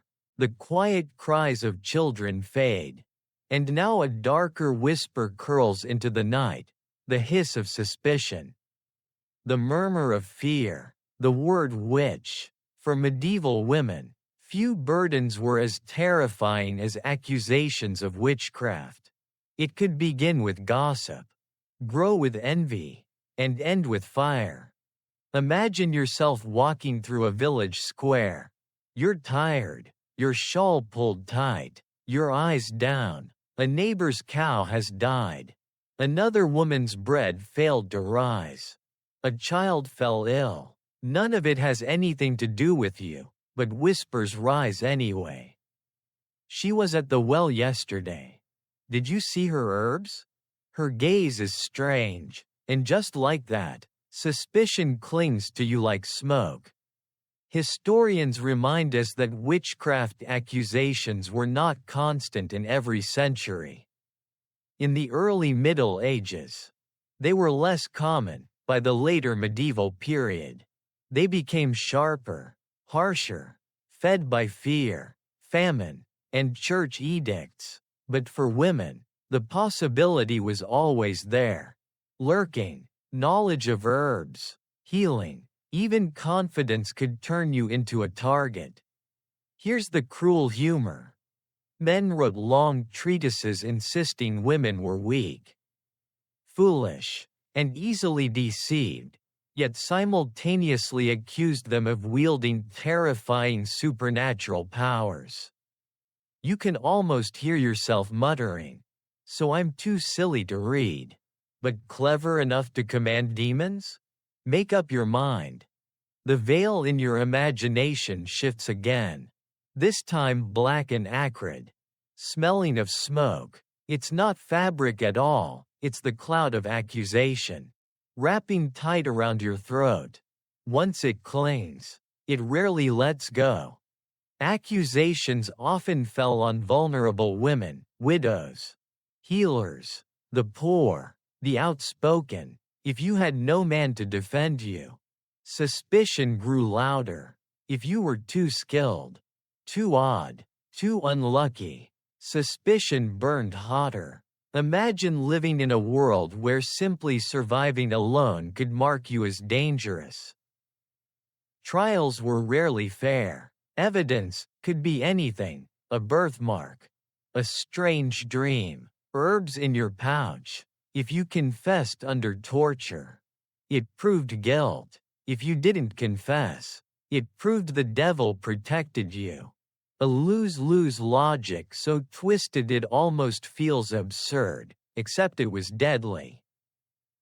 Picture a woman dragged before a crowd, forced to endure ordeals, cold water, hot irons, endless questioning. She denies, weeps, prays, but her words vanish under the roar of fear. The outcome was rarely in her hands. Her body was the battleground, her silence the sentence. And yet, not every accusation ended in death. Sometimes communities defended women, refusing to let whispers grow.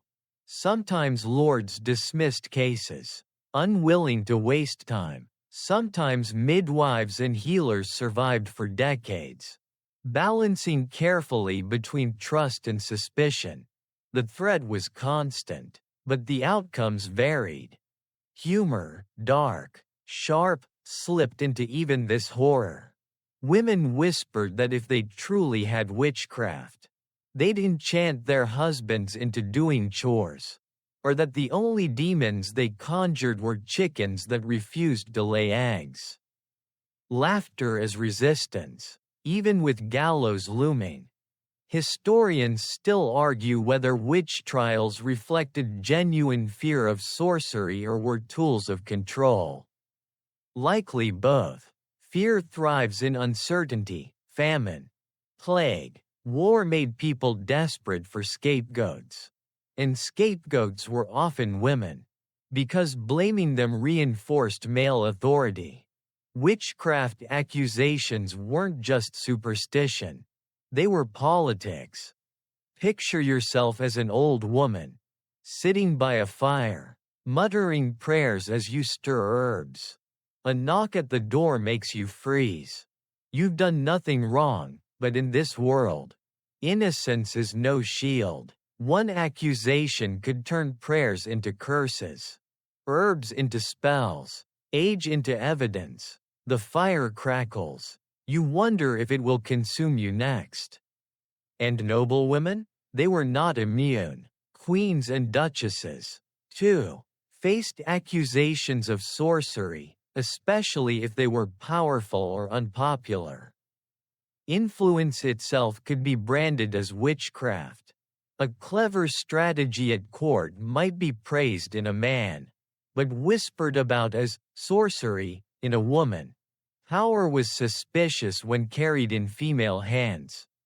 The cruelest part of witchcraft accusations wasn't the fire itself. It was the fear, the constant awareness that anything, loss, envy, illness, could be twisted into evidence against you. You lived not only with hunger and labor but with the possibility that your very survival might one day be condemned. So tonight, as your eyes close, you hear the faint hiss of whispers, the crackle of imagined flames, the murmurs of women protesting their innocence. The smoke veil lingers, heavy and bitter, and you realize medieval women were not only burdened by silence and toil, but by the constant threat of being turned into monsters in the eyes of their own communities. The smoke of witchcraft accusations drifts away. But another invisible barrier appears, not fire, not rope, but walls. Because one of the harshest burdens for medieval women was restricted mobility. You lived not only with duties and dangers but with limits on where you could go. How far, and under whose permission? Imagine yourself in a village lane. Men stride freely to fields, taverns, markets, councils. Your steps are measured. To the well, to the hearth, to the church. Each path feels short, circled by invisible fences. To wander further invites whispers.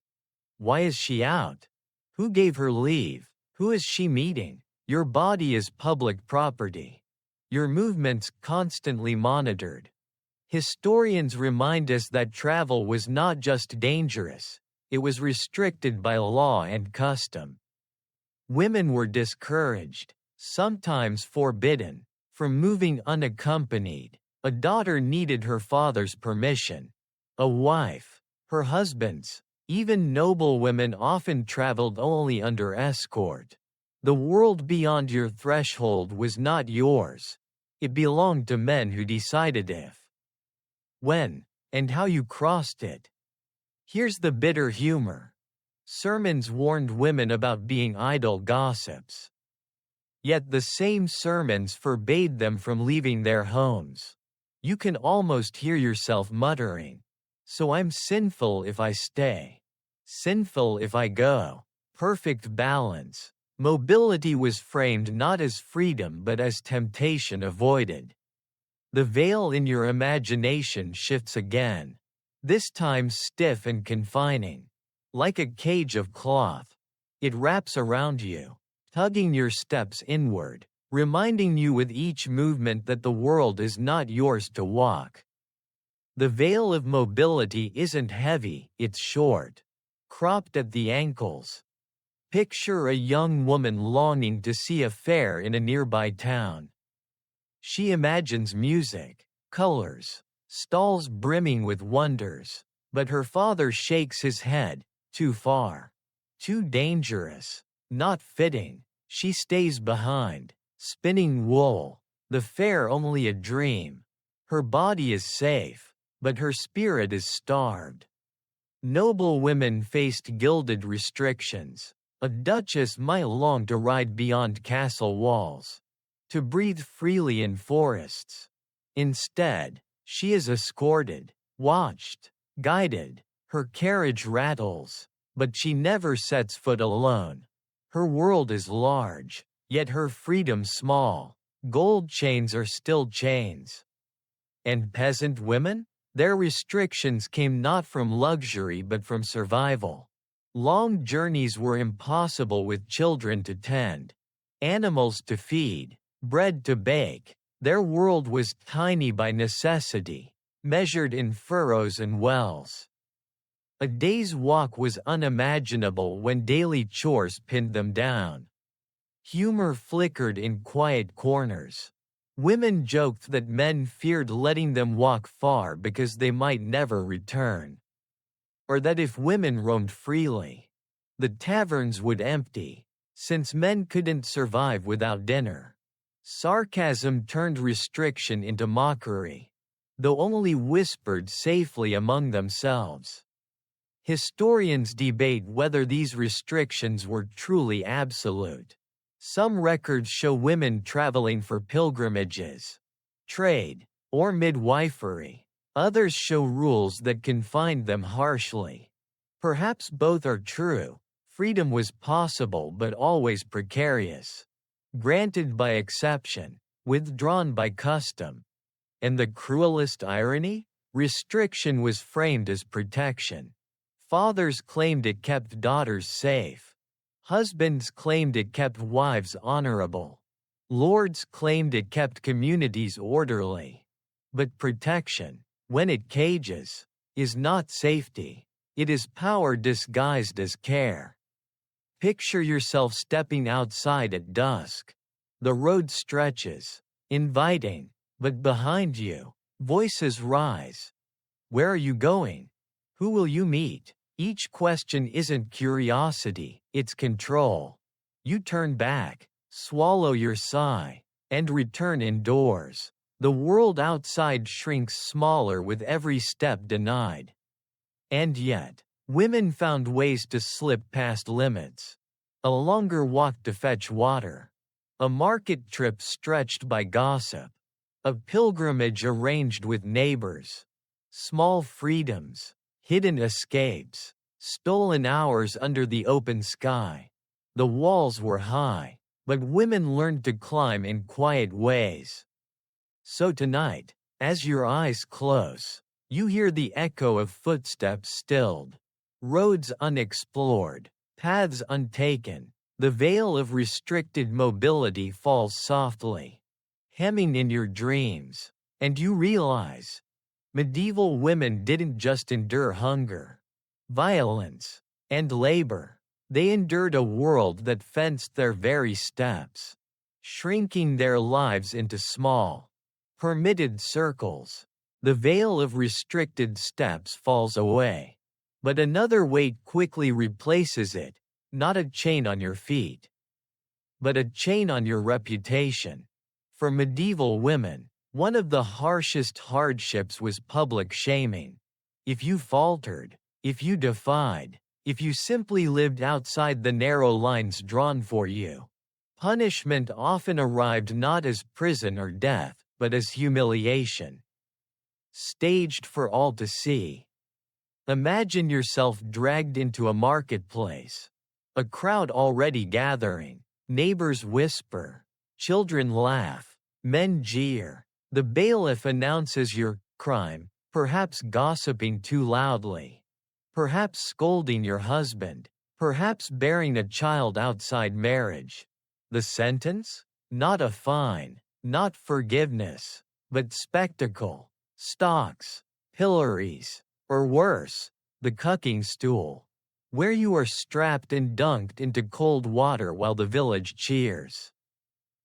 Historians remind us that medieval justice relied heavily on shame.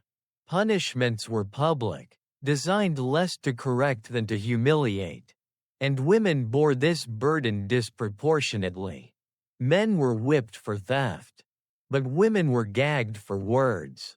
Men drank in taverns, women were paraded for loose morals. Justice was not blind, it was nosy, gossipy, and oddly selective. Here's the cruel humor. A woman accused of scolding might be gagged with an iron bridle. A metal mask with spikes pressing her tongue. Imagine standing in a marketplace, drool running down your chin, while neighbors smirk. You can almost hear yourself thinking, marvelous, silence as punishment, silence as proof, silence as entertainment, at least you all got your show. The veil in your imagination shifts again, this time stiff, cold, metallic. It presses your face, biting into your skin, not fabric this time, but iron, the veil of shame, made to be seen, made to humiliate. Picture a wife strapped to a cucking stool, dunked again and again in freezing water. Each plunge earns laughter, each gasp invites mockery. The punishment isn't about crime, it's about control. Your dignity is currency, spent publicly to remind others where power lies. Even noble women weren't immune. A queen might not be strapped into stocks, but her reputation could be shredded by gossip, sermons, or political smear. A duchess accused of adultery or witchcraft suffered a slower but equally public shaming, whispers in court. Ballads mocking her, chronicles recording her sins. Shame was universal, just dressed in different fabrics. Humor flickered even here. Women whispered jokes about men fearing their wives' tongues so much that entire punishments were invented to silence them. They teased that if men were punished for gossip, The taverns would be empty. Bitter laughter echoed in kitchens. Small rebellion against the spectacle outside. Historians debate whether public shaming was more entertainment than justice. Crowds gathered eagerly, laughing, pointing, mocking. Some say it strengthened communities, moral lessons, played out on flesh. Others argue it deepened cruelty, feeding resentment rather than reform. Either way, women's bodies were often the stage. And the cruelty didn't end with the punishment itself. The shame lingered, once dunked, once bridled, once mocked. You carried that stain forever. Children whispered, neighbors avoided you. Your name became shorthand for sin. Punishment was momentary, shame was permanent. Picture yourself walking through the village days later. No iron on your face now. No stool beneath you, but whispers follow. Children giggle behind hands. Neighbors glance sideways. The shaming hasn't ended, it has only changed venue. The stage has shifted to every lane you walk. And yet, resilience flickered. Some women mocked their punishers in turn, singing rude songs about bailiffs or priests. Others turned their punishments into symbols of endurance, proof that they had survived what was meant to break them. Shame was meant to erase, but sometimes it hardened. Still, the veil of public shaming was heavy. It wrapped women in ridicule, made them examples, reminded them daily that their words, their bodies, their choices could be displayed for laughter. It wasn't only about one woman's humiliation. It was about every other woman watching, learning the price of defiance. So tonight, as your eyes close, you hear the faint echo of laughter in distant marketplaces. The splash of water, the creak of wooden stalks. The sound drifts into quiet, leaving behind the weight of shame that lingered longer than any bruise. And you realize, medieval women endured not just hunger and labor, but the constant threat of humiliation, turned into theater for the amusement of others. The echoes of laughter from public shaming fade, but now a deeper truth rises, the one that threads through every hardship we've traveled. Hunger, silence, violence, labor, blame, all of them together carved something heavier than bruises or scars. They carved away identity. For medieval women, one of the hardest burdens was this: the loss of self. The quiet erasure of individuality in a world that named you only by your roles.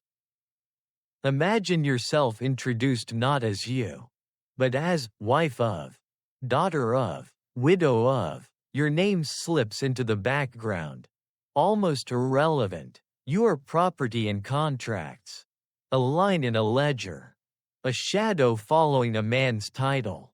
Your laughter, your preferences, your dreams, those rarely survive parchment. What remains are labels: mother, servant, scold, witch, identities not chosen but assigned. Historians note how records reduce women to fragments. A birth register lists mothers only by first names. A court roll calls them wife of Thomas. Chronicles mention them only when scandal erupts. Entire lives pass as whispers, unrecorded except through relation to men. And yet, those lives were full, rich with thought, feeling, resilience. The silence of history is not the silence of women. It is the silence imposed on them. Here's the cruel humor. Men insisted women were naturally selfless, designed for service, for sacrifice, for others. In reality, selflessness was enforced. You can almost hear yourself sighing. Funny how natural it feels once you've taken away every other option. The veil in your imagination shifts one final time. It is not cloth, not smoke, not parchment. It is nothingness, a veil of absence, where the contours of a woman's life blur, dissolve, and vanish. You see her walking, working, enduring, but her name slips away. Her story unrecorded, her self erased. And yet, the self endured in hidden ways. In songs hummed at wells. In secret jokes whispered to children. In prayers whispered alone at night. These fragments, though small, carried identity forward. Women may have been unnamed in ledgers, but they carved names into memory, into lineage, into survival.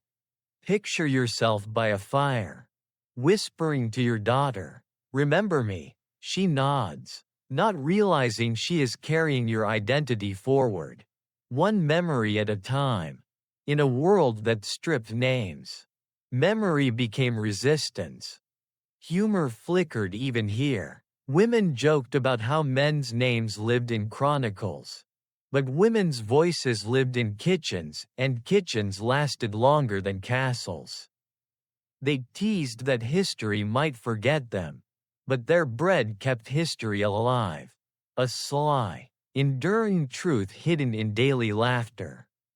Historians still argue whether women had identities in the medieval sense, or whether they were simply absorbed into households. The answer lies in the whispers. Women knew themselves, even when the world pretended otherwise. Loss of identity wasn't total. It was forced, resisted, and survived. Picture a mother walking into market, known only as so-and-so's wife. Yet she carries her own thoughts, her own sarcasm, her own small rebellions. Her identity is invisible to records but alive to her. And perhaps, to us now, her silence speaks louder than the words written about her. And now, as our long journey draws to a close, the pace softens, the stories dim like candlelight, the details blur into shadows. You feel the weight of 40 hardships, each one layered, heavy, and yet somehow softened by survival. The medieval world tried to erase women, to shrink their names, to fence their steps, to quiet their voices, but they endured, not as saints carved in glass, not as footnotes in ledgers, but as living souls, breathing, laughing, weeping, surviving. Their identities slipped from parchment, but not from existence. They left traces, enough that we can still hear them if we lean close, if we listen carefully. So, as you rest now, let those voices hum around you. Hear the laughter at wells, the whispered jokes over bread, the lullabies sung to restless children. Their names may be lost, but their presence remains. You are not only hearing about hardship, you are hearing echoes of endurance, the quiet strength that carried centuries. The veil drifts down one last time, not heavy, not suffocating, but gentle, like a blanket, soft and protective. It does not erase, it soothes. The noise of markets, sermons, punishments, and cries all fade, until only breath remains. Now, the story eases into silence. The road grows softer, the fields dim, the halls quiet. Women who lived unnamed, unseen, unrecorded, they are here, settling into the hush with you. Their burdens fade into the dark, and their strength lingers as comfort. So close your eyes. Let their struggles dissolve into dreams. Let the veils lift, one by one, until only peace remains. End of script. Sweet dreams.